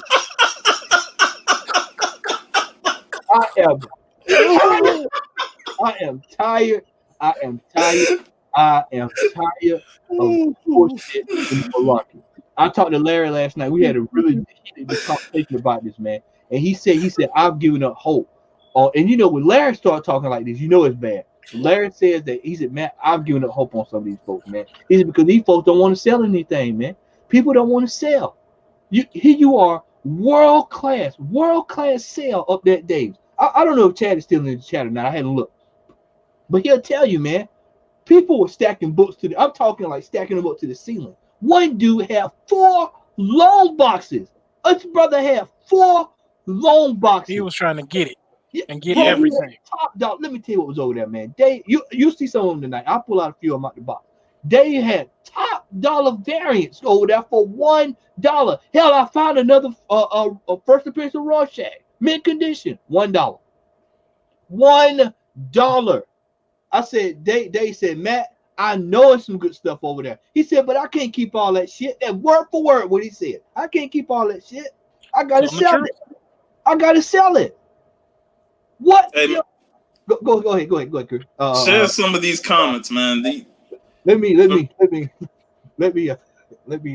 cool off, man. Cause I was hot, man. I was hot about that shit, man. I was hot. Hey, man, I wouldn't pay $5 for that shit, man. Hell no. That book has been in dollar bins for years. And don't tell me the hell that you're gonna pay more money for a book that's been in. You probably passed over that book multiple times, and now that book is heating up. Oh, I need Dark Hawk 1. Bitch, you passed that shit up for so many years. Stop it. Dark Hawk 1 was going out the door with hot donuts from Krispy Kreme. I know this. That book. Listen, man, G-Man probably got 75 of them sitting over his house. All newsstands. Let me tell y'all something. Man. Oh, man. This Dark Hawk shit, man. I told y'all, motherfucker. I said, when Dark Hawk number 1 blow up, y'all gonna laugh at my head. Y'all gonna bet you because I knew that shit was gonna happen. The book, they was giving them away 25 cents, 50 cents. That was the talk in the store yesterday. We were joking about that. That and that damn Sleepwalker. You know, Sleepwalker is now a top dollar book. Sleep fucking Walker. The Sleepwalker. Bro, that's like telling me Dazzler #1, the miniseries. That's another one. These books, man, that these folk nutting up over, man, are books that's been out there for these shop owners, man. Fellas, let me tell y'all something. Stop sending these shop owners into delirium because they think they got the next biggest book. Oh man, I got the new ice cream. This is the next ice cream, man. Man, put that motherfucking book down. That book ain't worth about 50 cents. I had to tell some folks, man, hey man, that book ain't what you think it is, man. That book will be dropped down in a year. You'll still be sitting there looking at it like a fool. There's a store right here, right now, that has the same books on this shelf, on the shelf that was up there 5 years ago when they opened the damn store. Still sitting there. One over in Griffin. It's a shame. One over in the Griffin. Chris knows exactly what I'm talking about. One over in Griffin. The same display he had when he was in McDonough, the same one that's over in Griffin, that's still sitting over there. The same book still sitting right there, man. These cats here, man. These cats here, man, need to cut that shit out. Vigilante says the smartest stores have keys a little bit on the market value that gives the customer the chance to make some money on it if they don't want it for their collection. That way they have a steady money flow. I mean, that's the nigga. Hey man, why are you in a fucking selling business if you're not selling books? I mean, here I told. Oh, hey, I tell you what. This is what stores like that. I have the business model for you right now. I'm going to put my associate's degree in business management to work right now. I'm going to show you what you can do. So then this is for all my brothers in the chat. So when y'all encounter these guys, these stores that people run these stores like this, you tell them, you say, okay, you go down to Walmart. This is gonna be legendary shit right here. What I'm going to say. You go down to Walmart. You go find the customer help, the customer service help. You say, hey, I need a couple of those roll tickets that y'all have for those giveaways at the church that they have. You buy a ticket, you give it away, and you go get that, and then you go find you a couple of rope off, like when you go to the movies and they rope off, and then you say you get some pamphlets and you describe your comic book store, and you say this is how long we've been in business, this is what we have, and this is what we got. And then we say we're going to limit it to 4 or 5 people that come in. We will have a guide that will tell you about this comic book store, and we will show you around the museum, the local museum of comics in that area, because that's what the fuck you got. You got a goddamn museum. You ain't got a comic book store. You got a museum. Oh, man. You can come in and look at your shit and say, hey, look at what I got. So you just move away from the comic store moniker, and you turn around and you open up a museum. It makes more business sense than you opening up a store and then not having shit on sale on the biggest day of spending in United States history. We're in a fucking pandemic, people. We don't know what the next 4 months gonna hold. You need to be trying to get some money now. But see, some of y'all are so fucking, because we don't know when the next lockdown is coming. Because we all know that the president's talking about another lockdown. So you best try to make the money now. Yep, you need to. This is why I said some of these folks, I don't want to hear it in 2021. I don't want to hear it when you and Brother Bueller go to them comic book shows. They better be motherfucking unloading them books. Because if you come back, because I'm gonna ask. We're gonna do a report. I'm gonna ask, how was the show? If you come back and tell me that these Shine Bowl down there, they down there and they still hold on to these books, and then some of these fools and drove 400-500 miles to come down there, then paid booth fee, and then you get down there in the middle of a pandemic and you ain't coming off a book. Right here, what Brother Will is saying here. When you go buy a book, hey man, how much is your book? Oh, well, let me go to eBay, man. This book is let me see, it's looking like it's sold. I'll let you get it for $125. As soon as they say I'm gonna go eat, I'm walking the fuck away. I'm done. I'm out. You done lost my money. Yeah, I'll let you get it for $125. I'll let you get it for $125. I'm telling you, man, these guys are absolutely insane. You know, I hear employees that tell me at one LCS that they get in trouble for not going through the loan box weekly, if not daily. Brother, let me tell you something, man. You can go to eBay all y'all want. Let me tell you something. If you want to do that, Rock, okay, that's cool. But eBay fluctuates. It's like the stock market. Mm-hmm. You can price that book at $5,000. this is why when y'all go to some of these stores, man, and y'all see these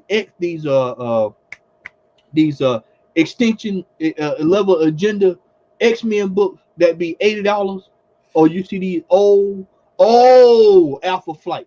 Alpha Flight be obscure shit. Alpha Flight 75, $22.93. You be like, what the fuck? But it's just some shit that they heard from one of their homeboys. Hey man, out here, man, it's gonna blow up right here, man. It's gonna blow up. You know, this is how we talk down here, making. We're gonna blow up right here. And then you turn around at $22.93, and then somebody like Al walk in there and say, man, why is Shatterstar #1 $450?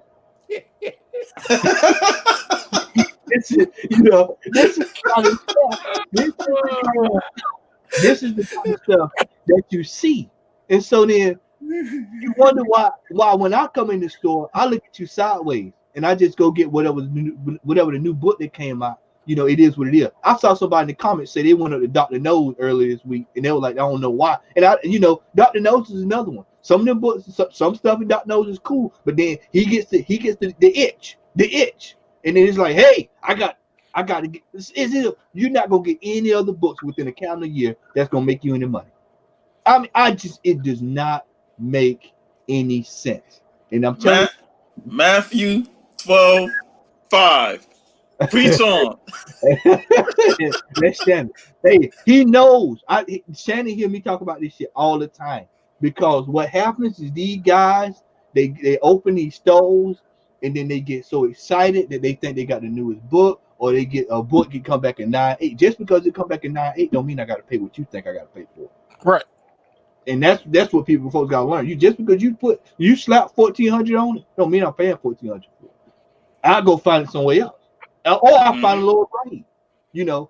But in the immortal words of Al Rainey, I'll tell you like this: if we're gonna go to the level of everything, we're gonna go look on eBay and see what it is. Well, fuck it, I just go to eBay. I just pay for the shipping. Pray to God, hope it come on time. If not, I get my money back. I'll move on to the next one. There it is.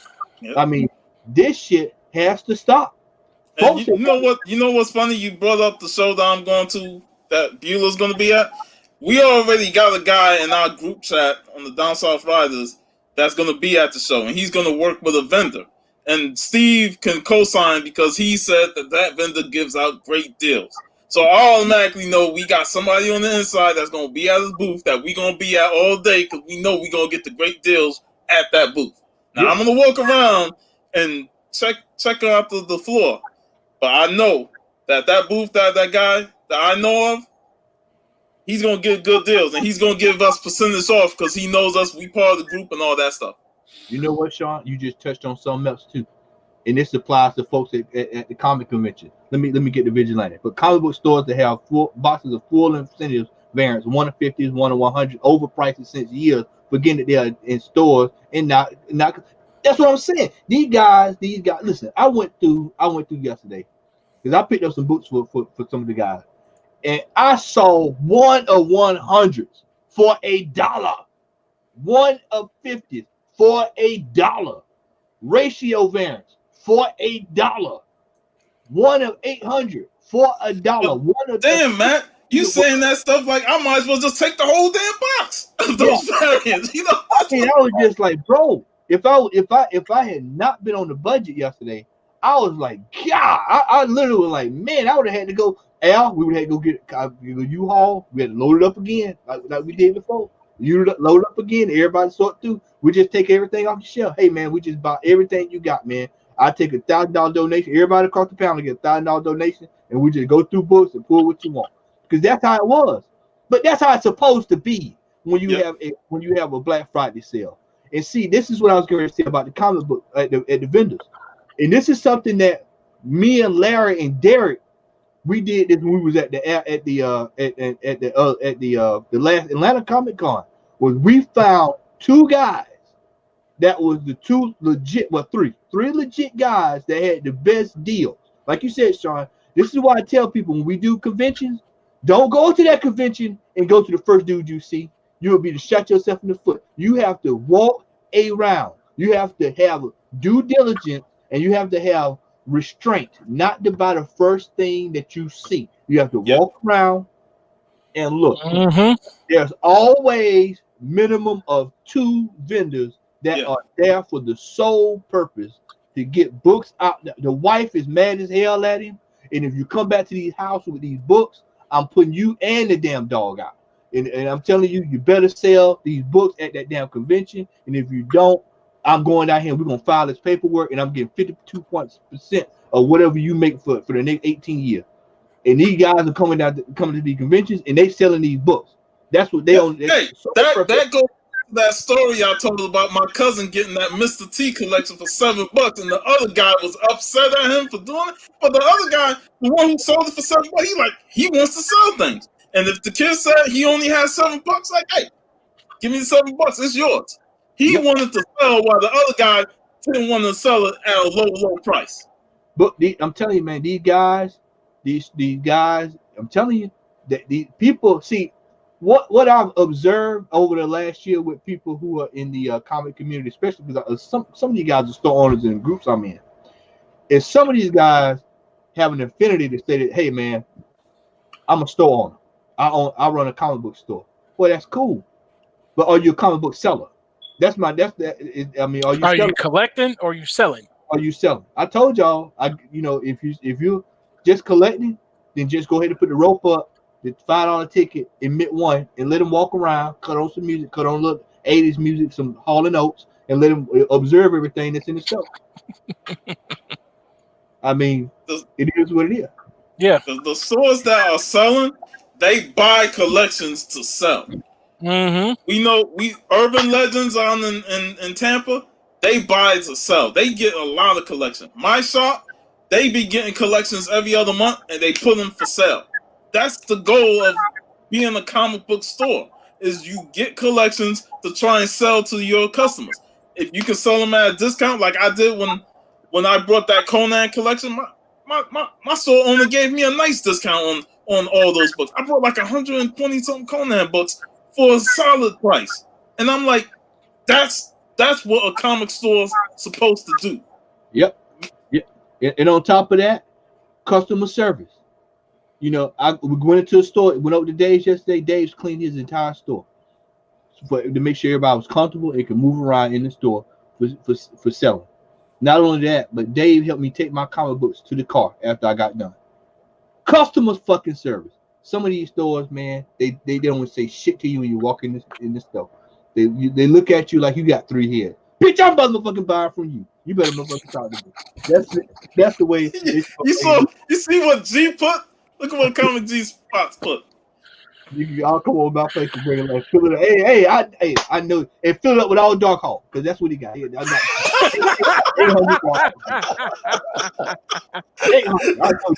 all the Dark Hawk in the world. All the Dark Hawk, 9/8 layout, and newsstand. They're all over there at G. We know this. But yeah, a lot of these stores, man, they have shitty customer service already. We're already buying from you. There's 1 or 2, man, I won't even step foot in, man, because you expect me to buy from you, but you can't even say hello. You can't say good afternoon. I've dropped $200 in your store, and you look at me like I have 5 eyes. Like I offended you.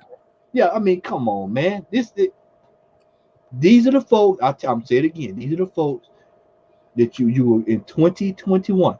Probably I'll give it about April, May. You're gonna start hearing store opened up. They sell coffee and chips. No slight to my boy Bueller, but coffee and chips and hot sandwiches. And then they got S&K. They've got Metal Slug 2, the arcade sitting there so that you can play that. But we're going out of business. We need your help. No. I got my tumbo. No. Not going, bro. Sorry. Because in 2020, we was in the middle of a pandemic where everybody's income was already tied to a string, and you had opportunity to make sales, and you did. Yep. So, fellas, the floor is open. Al, would you? No. Hey, you explained it all, bro. You spoke out. Our voices was in your van, so yeah, there ain't nothing else we can say that you didn't. I didn't mean. But it's just one of these things, man. It's people got People have got to understand, man, that if you want to run these stores, you got to run them the right way. Hey, man, don't ever do that again, man. That was my no. After you done with your rant, just go into the hall, bro. No, bro. All I can say is, that's all I can say. Yeah. But you know, man, I was just so enraged, man, by that, you know, the patheticness that I saw, and that's not, I just made that up, patheticness of what I saw locally around here, and you know, people, I was shocked when I heard that people were only giving away 20% off of a book. They didn't have, you got dollar bins that's been sitting there collecting rust for over 4 years, you know, and some of these books, man, you can give out. I'll pull an L rating line for you. Some of these books and some of these dollar bins can go for a quarter. Get these books out of the house, man. Get them out of here, man. And you know what? Here you go. I got 20 books, and I'm letting them go for $5. Any 20 you can find $5. Just get them the hell out of here. I don't want to see them, because we got one store here that's complaining. This one guy, we got one store here. He's like, "Hey, man, I got a bunch of loan boxes, man. I got some good stuff. Well, where the fuck is it? Because it's not on the floor. And I'm tired of having to drive 2, 3, 4 hours to go get deals." I was in Virginia. Stopped by a store. Dude said, "Hey, man, how much are the books?" He said, "Let me pull out my Overstreet price guide." Oh, well, shit. Hey, let's go.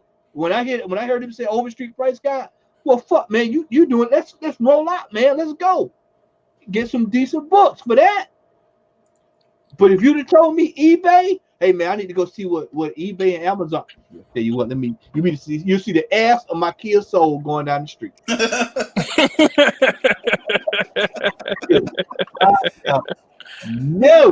No way. Big Shan says somebody pull some wood on him. Hey, man. Hey, we need the fire extinguisher to put them on. Man. Yeah, I'm telling you, man, I have had it. Because I've seen this because I was giving some stores a slight because we're in a pandemic year. But then when I started realizing that some of these shine bones, they just want to sell that $400 book just to say they sold that one $400 book, man. Come on, man, really, when you can sell 8 or 9 books for $15, you do the math. I don't have to, you know. And then y'all know, like I know, some of these stores ain't making $400 a week, man. Y'all know that. Yep. Scraping by. What's the one thing, Chris? You know this. You worked over there. What's one thing? Well, we really don't make that much money on new releases. Well, okay. Yeah, we don't make that much money on comics. Well, then sell the ones you got. Yeah. That's all it is to it. It's real simple. That's simple, man. Sell what you got. The books that y'all got, man. You know, this is ridiculous, man. This is ridiculous. And Vigilante again tell my house. I'll wait for I'll wait for someone to say, "Let me watch the latest." Everything is going up by an exponential 4,000%. This book is going from 63 cents to $1.15. I mean, that's oh shit. I'm gonna be rich now. I told y'all, man. Y'all stop buying that shit, man. Getting excited over bullshit, and y'all better sell these books. Man. We got guys that have these. You know, another example. We go back to that. What's that? The Robin King book still sitting on shelves, man. Al, the same store that we talked about, the books are still there. Shan Man in the chat, he'll tell you the Robin King, that the store we talk about, books still sitting on the shelves. Not surprised. Unbelievable. Yeah, $25. Well, how did it work out for you, champ? You know, these ratio variants that DC were doing with these character variants, these 45, these 65, these 75. Guess where they still sitting at? On the shelf. On the shelf. You know what? I told you. Bring out the tickets. $5. Rope it off. Good music. Get your guide. Hey, man, this is the 1 in 50 Robin that we have bought back in 2020 that we did not sell, but it is a illustrious cover. What do you think about it? And then you let them look at it and they think about it and wow, that was interesting. And then they talk about it in their car going home. I mean, that's the way we have to roll now. Because guys are buying books just to show off. We got guys, I'm telling you, we've got I've seen it all year long. Books that are coming out. You know, this Ronin thing. The Ronin books come out. You know, Dave said, he said, Matt, whatever I don't get rid of today for free, I'm gonna mark them up. I looked at Dave and said, Dave, fuck it, you're giving away free books, man. You have every fucking right to mark the book up. If you're giving it away for free, you know nobody take it, you know, ain't nobody coming up off of it. I said, that's different. I said, Dave, we got stores that are marking this book up to $40 the same day it came out. Mm-hmm. Ridiculous. You're marking the book up after almost a month and some change, and you're talking about getting some stuff. That's different. I said, we got one guy back home. This guy will mark the book up to $80 for no reason. I mean, you have Space Ghost #1. It'd be $800. And for what? For who? But this is what they do. They think they get to these dirt sheets, man, and then whatever is the hottest dirt sheet, they turn around and they mark the book up. This is why the infamous story about those damn Joker cards for $9.99. $9.99. $9.99. Say it again. $9.99 per card.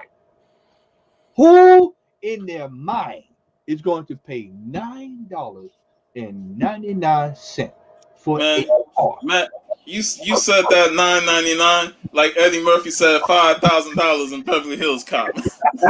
$9.99, bro, on a card that was given away free. Matter of fact, you got people marking up free comic book day books, 10, 15, 20, 25, 30, 45, $60 on the day of the release for free new comic books. Yeah, I remember when I heard about that, I was like, man, y'all crazy for selling free comic book days. Are you fucking kidding me, man? Yeah. The book says free comic book day, and I see a tag on that says $10. $10, man. $10. It's absolutely, it's the fucking Wild West, man. It is straight Felix Goes West type shit, man. I'm telling you, this shit is crazy. It's crazy. I mean, this year, the sum up this year, he said it's not per card, but the package still, yeah, he knew what I meant. This shit's still sitting there. That's the end of the day, it's still sitting there. It ain't going nowhere. It's sitting right there next to his cousin, the Robin King. It ain't going nowhere. It's all in the family. Ain't going nowhere. Hey, I just gotta say, this is probably the greatest section of this video. I think I'm gonna probably rewatch this and say, man, Matt was on another level today. I have had it, man. I have had it, man. I have had it. When you go to these stores, man, it's just, you know, I put up with a lot of shit, man. When you go to these stores and some of the shit I see, like one store owner buys a comic book store. He buys Spawn newsstand edition for $20. Looks at me, asks me, I'm standing in the store when he buys it. He paid, now Sean, he buys it for $25. I'm standing there in the store with the guy. He asked me, well, how you interested in it? I already know it's some bullshit, so I'm gonna play the role with you. I'm gonna play dumb with you. I said, oh man, how much you want for it? Well, I'll let you get it for $85. You dumb motherfucker. I just saw you buy it for $25. And then you gonna try to sell it to me for $85? Man, Undertaker throat thrust. You get a straight Undertaker throat thrust, straight 91. When you pull it, shit like that, man. Hey, yeah. I know I sent Big Remo the link for the show. I didn't know if he saw it or not, but man, it would have been great if he jumped on. Yeah, man. I mean, yeah, he's welcome to jump on, man. I mean, it is absolutely crazy, man. Barbarian. A shop ain't making money with their inventory sitting on the shelf. No, they're a museum. There it is. So it's a museum. Cut on the classical, cut on the George Benson, cut on, you know, something. Just walk through and just show everybody off, just like when you at the movie at the fair. Just get your candy, get your juice box, your popcorn, and just show it off. Just show it off. Stop saying your comic book store, man. Stop seeing your comic book store. People are tired. Comic book store, for all the slack that store owners have. They, oh man, you know, we got this. You know, Diamond is messing up books, and we're missing our shipments. And you know, what's the favorite one? What's that term they use when Diamond we got shorted? We got shorted. I got shorted. I got shorted. No, you didn't. You got 15 of them back there that you were hoping go for $85 a pop. But guess what, brother? You're gonna be sitting on the 85 in 5 years from now. And guess what the value of it is gonna be then? Negative 62 is what the value is gonna be. You're gonna be sitting on a motherfucking paperweight. Yep. I'm telling you, this has to stop. Stores better start waking up, man, and realizing people, consumers got options now, man. eBay, if you can find, you run a midnight maraud deal. You got folks on the side of the street now. I've seen one guy on eBay, but on YouTube. This guy every Saturday he drives around like up in New York, and it's like people outside the house, like literally outside the house selling comic books. Just they got to stand. Hey man, set up selling, good to go. Set up selling. People have options now, man. And just because you may be in an area and there's only like 4 or 5 stores, don't mean that you have to treat people like it's just like you the end all be all. Because people like that end up paying in the long term, man. And it'd be long term. I'm telling you, man. I'm tired of it, man. I'm tired of it. It's crazy. It is. It's crazy. And then you get to a day like Black Friday and you don't have anything to sell. You act like you don't have. We can't sell anything. Are you kidding me? Are you kidding me that you can't put your dollar books on sale that you've been holding on to for the whole year? I mean, we've seen some bad dollar bin sections, man. Al will tell you, we've been to some stores, man. Those dollar bin sections look like something out of World War II. Cats, dogs, everything been over there. In between, a grenade's been dropped off. Boom, books tore up, and they still won't sell those books for less than that. And miss me with people who are not putting books in boards. They put these stack 100 comic books in a short box with no boards in the backs. So they want you to pay $5 for a bent comic book. Shit, the books that's in my comic shop that got no bags and boards, they usually be 25, 30 to 50 cents. You know, they're not gonna charge extra for a book that ain't got no bags and boards. Hell no. That proves my point. Mark these damn books down and just sitting over there with flat backs with nothing on them, man. And these markers across the top, little Jimmy wrote his name on it. Man, come on, man. That's 25-cent book, man. Hey, man, I'll let you get 5 for 75 cents. Get this shit out of here, man. Get it out the store. Get it out. I don't want to see it. I don't want to see it. But I'm telling you, man, if some of these stores don't get together, it's going to be dark days, man. It's going to be Ahmed Johnson 1995 WWF. It's going to be that Alto Montoya, Savio Vega. It's going to be S.A. Rios. It's going to be right there in that grain if they ain't careful. It's going to be the whole year of 1995 for wrestling. That's what you talking about, because that was a horrible year for wrestling. So if we heading towards that with comic books, especially these stores, that's not a good sign. And DT, I saw those cats earlier today. I know exactly what he's talking about. Yeah, they ransacking the comic book section, right? With no tops on. I'm telling you, man. Or I don't know if you've seen this one, man. I've seen this in a couple of stores too, Sean. Where they run the damn sticker on the book, like on the book. Oh, those are worse. I hate that. And I'm like, bro, why would you do this? Oh, well, I'm gonna make sure that you don't get the book and the book turned out to be worth $10,000. No, I'm not. No, hell no, you ain't gonna do that, man. You ain't gonna do that. We're not gonna let you win. You see next comment. Yeah. Facebook marketplace sellers are just as bad trying to get top dollar. You know what, man? There are wins to be had on Facebook, but yeah, he's right. I've seen a couple of guys overprice on books on that. And you know the savages come out when you try to overprice on Facebook, man. I love when the comment section you get on that, man, and you like, oh yeah, you know what? Can you explain to me why Sleepwalker is $8,000, man? Sleepwalker 5, you know, what you specking on there? But yeah, you know, we live in an age now, man, where, and we talked about this yesterday at the store. We live in an age now, man, where all it takes is for one person to get on the video, and this is why when I do spec videos, I try to do them in a sense to where it's something that's legit, Right. you know, a legit spec. Hey man, I'm not gonna come out and say that the hammer band that was made in Wakanda in 1964 is in issue 43 of Millie the Model, and sit all out there to go buy that book for $4,000. That's some stupid shit. I'm not gonna do that. We're not gonna do that. We're gonna give you stuff that's actual legit. That's probably gonna be worth something down the line that you may want to get.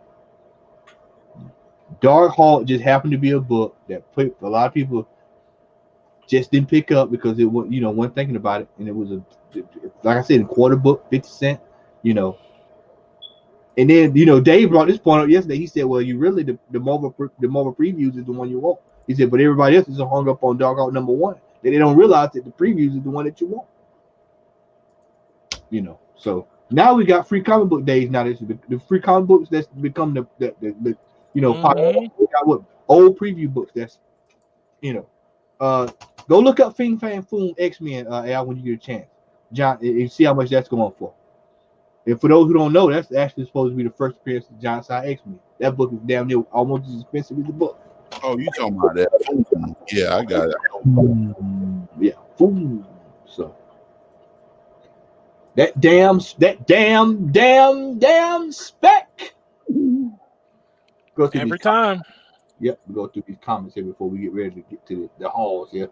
And Facebook will rip you off unless we can get them to get. Yeah, exactly. When you run into the problem, what you run into, man, is you gotta have good communication with these sellers, man.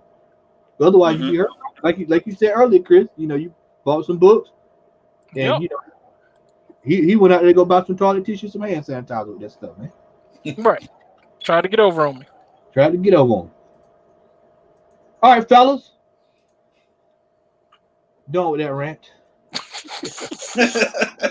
He gonna put on a performance like Michael Jackson at Motown 25 and then be like, "Who want to follow me?" It's hard, man. I just moonwalked across the stage, but y'all can have this. Yeah, it's a rough one, man. All right, so has he had any coffee? And I'm actually working on 4 hours of sleep, but that's pure hate. Yeah, we're going to get ready to get into our halls. I'll go first. Sean, you want to go first? I got to get my stuff situated. All right. Yeah. So, of course, I mentioned this earlier, The Other Side of History. I picked that up today. I have Doom House Arteries #2. The first issue was pretty slow, so I'm going to give the second issue a try. I enjoyed the first issue, but you know, I'm hoping this one is just as good. Showed this earlier. Something is Killing the Children, issue #12. Fantastic series. Really enjoying it. Black Magic, issue #16. I'm glad this book is back after a hiatus, and it was a shorter hiatus compared to the first one. The Scumbag, issue #1 by Rick Remender. This was pretty good. I read this earlier. And then, of course, I got my Vampy fix with issue 15. I'm still enjoying this series. I think Christopher Priest is doing a great job with Vampirella. This Jenny Frison cover of Catwoman is awesome. Oh, that is beautiful. Yeah. Nice.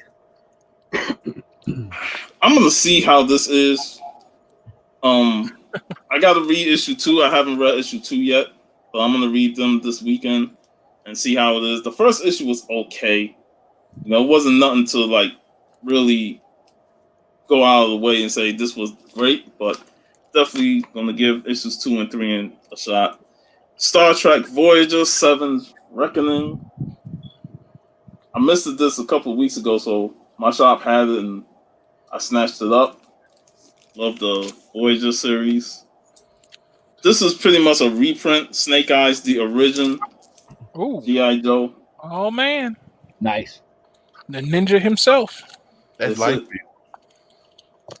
No, this ain't the Liefeld series. I'm not. They put that in my pull. I'll put that shit back on the shelf. I missed issue 1, and my shop still had it, so I got the Batman White Knight presents Harley Quinn issues books 1 and 2. Give that a read. Of course, I've been reading this series forever. Savage Dragon issue 254. And I got DC Future State. It's free, so Free comic. hell? Yeah. So that's my haul of the week. All right. I'll go ahead and get some of this stuff out here, man. So I've got stuff I've got from Virginia. I'm probably gonna do an extended haul video. So I just pulled some of my highlight books. I got one. Al, I got one, man. I thought about you when I saw this shit. I was like, when I saw that cover, I bust out laughing, man. I don't know if El there he is. I was like, man, I got this book, man. Look at this. Boy, you talking about his stitches yesterday, man? I was in stitches when I saw this book. I said, Dave, I don't know how much that is, but I'm buying it just off the cover alone, man. Spoof. Look at that fro. Man, I saw that, man. I said, bro, I got to buy it just off the strength of the cover alone. So we got that. We got Wonder Woman 206, first appearance of Nubia. Oh, that's a great one there. Yeah, in good shape, man. I got this one. This was a Midnight Maraud deal on eBay for $20. $20. We've got Punchline number 1, the Porrillo variant. Yeah. Nice. I didn't particularly care for that issue. We got a couple I got a bag. But we got a Star Wars number 1. And then speaking of free comic book day, which I got this book for free. The guy actually let me get it for free. Was Avatar: The Last Airbender. But we flip over. And we got Star Wars. So I was like, nice. So that's a clean copy too. Yeah, it is. Yep. That's from the guy up in Virginia. And also I picked up a couple of Barbie comics. One is a newsstand. So those, just like to grab Barbie comics. Also I had G.I. Joe 22. This is the first appearance of Duke. Newsstand edition. I got this at a really good price. If y'all see this book, grab this one. A lot of people mistake G.I. Joe number 1 as the first appearance of Duke. It's not. It's this one. He's in this one. So this one goes under the radar. You will almost be able to find this every time you look in the box. For all my throwback Nickelodeons, we have Count Duckula number 3. Man. Oh, snap. I bought this one because I like Count Duckula, but I've got Count Duckula number 1. But there's one particular reason I bought this. It's the first appearance of Danger Mouse. First appearance of Danger Mouse in the comic book. So, and it's a newsstand, which is even cooler. I got Danger Mouse and Count Duckula on video. Hey man, can't go wrong with it. Crumbs. Week 52, 23. Mm-hmm. Yep, finally got it. I have been hunting for that one, man, and finally got it. It's it's nothing worse going through those week 52 boxes, man, and you looking for the one you're looking for, and it's gone. Man. Gotham Girls number 1.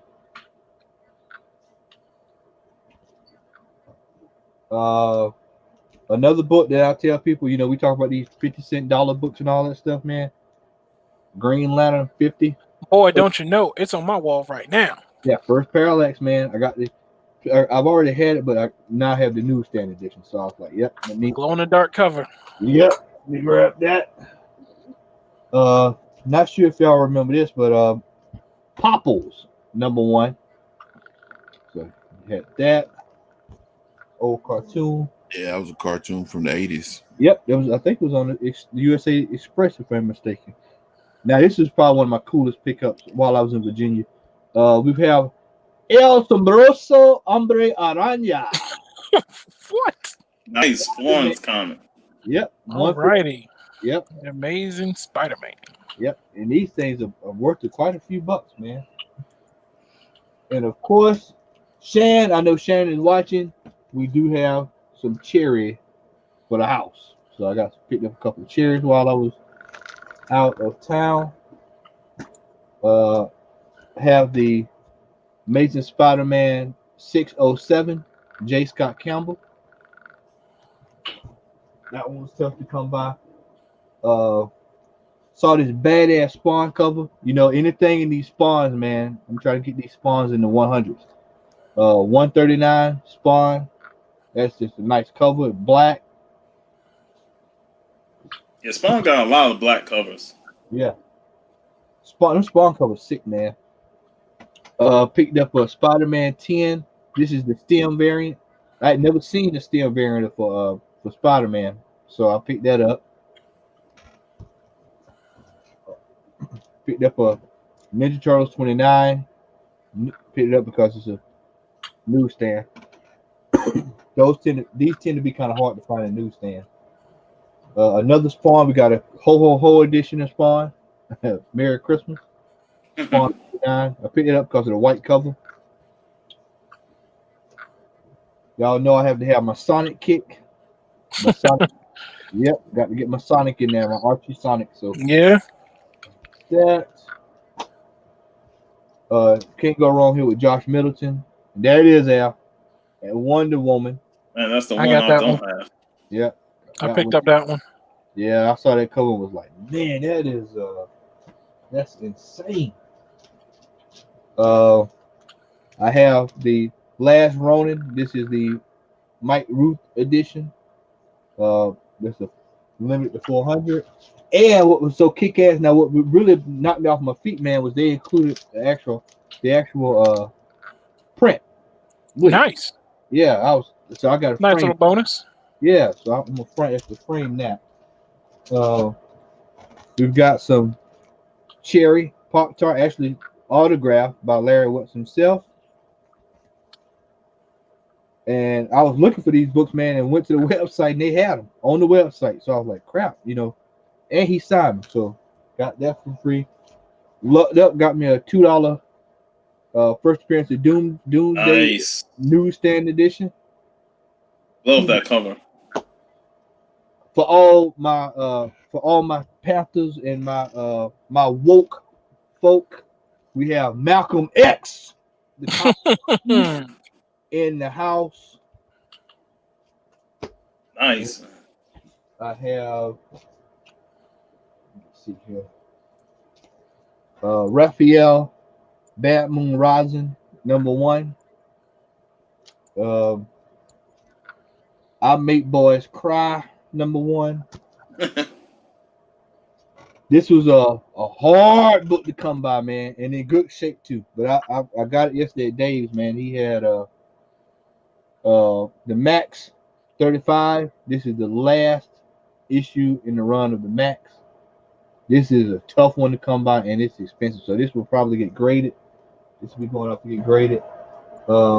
Shout out to Calvin, who was comic hunting with me yesterday, man. He came across this book, and he actually let me get one of them. First book was let me show y'all that one. This is Star Wars Legacy #3. It's the second print. This one is tough to come by. And he would say, hey, man, you want to grab it? I said, yeah, I'll take it, man. And so we just did that. And a few minutes later, we looked up. Dave had about 40 of these sitting on the floor. And so I said, well, hell, man, we'll see if he'll let me get one. And so he had maybe 20 minutes. Star Wars 68 newsstand edition.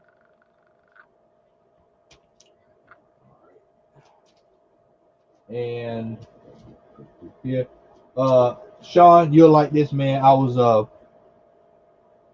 digging through some boxes, man, and came across these. You know, these tough to find. Savage Dragon 180. Oh yeah. Yep, and Savage Dragon 132, man. Anything in the hundreds, man. If you find these suckers, boy, grab them. I didn't realize how scarce they were, man. Yeah, they're really scarce. I was like, man, because coming up, Savage Dragon used to be pretty good. And then I guess somewhere along the line, they was like, nah. Street Fighter, Summer Sports. Cammy, Thunder Thighs. We have Darth Vader number 19, Darth Vader 15. I just got that because it's a nice cover. I just like the color palette they use. We have Unsacred number 2 variant. I just got it because it was a sketch, and I was like, yeah, I had never seen that out. I usually see the other ones. Ninja Turtles 100. Number 96, second print. Savage Dragon 253. Yep. Got mine well before the election, so I was glad to have it sitting in there. This is actually the second one. I've got 2 of them now, so I picked up one when I was on assignment. Al, this is the one I was telling you about, the crossover that I had got. This is crossover number 1. I forgot what variant it is, man, but I just like the repeating cover. Mm-hmm. Yo, X ain't wrong what he said about Matt Talls, man. Star Wars Age of Republic special, and he mad as hell, man. I'm gonna get you, sucker. And then we have Darth Vader 14. We have this is an independent book. This is called Breathers number 1. Yeah. And somewhere or another, man, I don't know how I came across this, man, but we got Crow number 2 was in there as well. Nice. So that is, I'm gonna hold off on that, man. The rest of it is gonna have to be on the haul video. I'll probably put that together in the next week or 2. So that is it for me. Chris, what you got over there, brother? Pretty good. Nice little small haul from some stuff. Like I said, I picked up off of IG, and I know I am in the minority, but I got it because it's going to be a Christmas gift for a friend. So I picked up the Horizon Zero Dawn issue 1, but it's the Peach Momoko cover. I had to get it just because I like the way it looks. Even though I know y'all don't like it, it's fine. I like the art sometimes. All right, man. Picked up Batman number 92, the Punchline cover. I'm a huge Magneto fan, so I had to get the Giant Size X-Men number 1 Magneto variant because I just love the way it looked. I like that simply. I like his white costume better than I've ever liked the purple one that he wears. It always just looks weird to me. I picked up both of these, the variant and the regular cover for Superman 18, because I just like both of them. I like the variant because of the action pose on it, but I like that whole simplistic look of Superman kind of just walking away from being Clark Kent kind of deal with taking off the glasses and everything. Picked up Thor number 6 because I love that. I do like where they're going with the new Thor comic book. Like Al said earlier, the X-Men comics are holding them on, and for me, it's kind of X-Men and Thor because the Thor comic book is really good right now, and I'm hoping they keep it that way. Went a little old school for my next pickup. This is Adventures of Superman 463,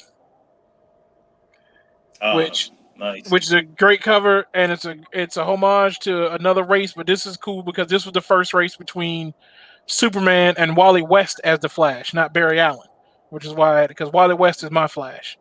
Like that's Yep. that's who I grew up with. So that's always been my Flash. Picked up Ghost Rider number 5 because it looks real. Again, just like Danny catches my Ghost Rider. he's my Ghost Rider though, too. Yeah, even I like Johnny Blaze, but it's more Danny Catch on. Danny had the better looking bike. That's where it started with for me. That was, and then picked up what I feel like is an iconic cover. New Teen Titans number 1 from August '84. Yeah. Picked up that cover in really good condition too. And it did not cost me an arm and a leg, but I had to get that classic cover, that Marv Wolf, because I've seen George Perez at Dragon Con a couple of times, and I'm hoping when cons open back up, I can get him and Marv Wolfman to sign that, and then I'll get it slapped because both of them have been at Dragon Con together. Nice. I got Dark Knight's Death Metal number 4, the Superboy cover, which to me is the better cover. I mean, the other ones were nice, but the Superboy cover just looked better to me. If I remember right, I think we only find it when we did number 2, but I got the red cover variant. Yeah, I was able to grab it. Yeah, I was able to snag this one. Even though I've got number 2, I like that cover. I missed out on getting the cover, so I had to grab it when I saw it. And then last but not least, Spider-Woman, because I love that simplistic, minimalist-looking cover that they did for it. And like that nice and simple. I love it when they do that. Those nice, simple covers like that. And that's it for me. I wanted to show this man. I actually picked up a book for Al, man. He's gonna laugh shit. He could be shits and giggles in a second. Al, for those who don't know, Al is a huge Richie Rich fan. I did not know that. Huge Richie Rich fan. So I saw this at Dave. Got to be kidding me. First incredible. I was like, yeah, I gotta get that shit for Al, man. Richie Rich and the New Kids on the Block. So I'll pick that up for you, brother. They got the right stuff, baby. Yeah. Right. All right, brother Al, take it away. Well, I showed these earlier. Thanks a lot, Sean. No, I'm just playing. I'm just joking. I'm probably tough to him. Death Metal Multiversal Laughs. I got the variant cover of crossover number 1. I don't know how this got in my newest pile, but it's in him. But the Batman Hush Dark Multiverse. This is a pretty good book right here.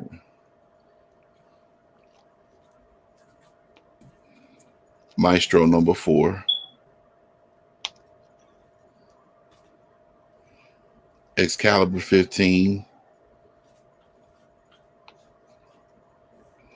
X of Swords Destruction. This is the end of X of Swords. X-Men 15, a cover. I got this. Ice Cream Man, number 20. I like that green eggs and ham cover. It's nice. Yeah. So this was a local comic book shop day. Last 2 books were AOKs by the great Tommy Skaggs. This is the Three Jokers book number 3, the Killing Joke Joker variant. And the last one is crazy. This one is Luke Cage number 9, Hero for Hire. Story behind this, me, X, and Tommy Skaggs was outside of one of our local comic book stores, and I had brought it up in just conversation about this book. People don't know this book. Basically, it's not really a key, but it's a key to me. Luke Cage basically went to Latveria because Dr. Doom owed him $200, and Luke Cage went to the Baxter building and borrowed a Fantastic car, rode all the way to Latveria, and fought Dr. Doom and beat this other dude up, and Dr. Doom gave him his money.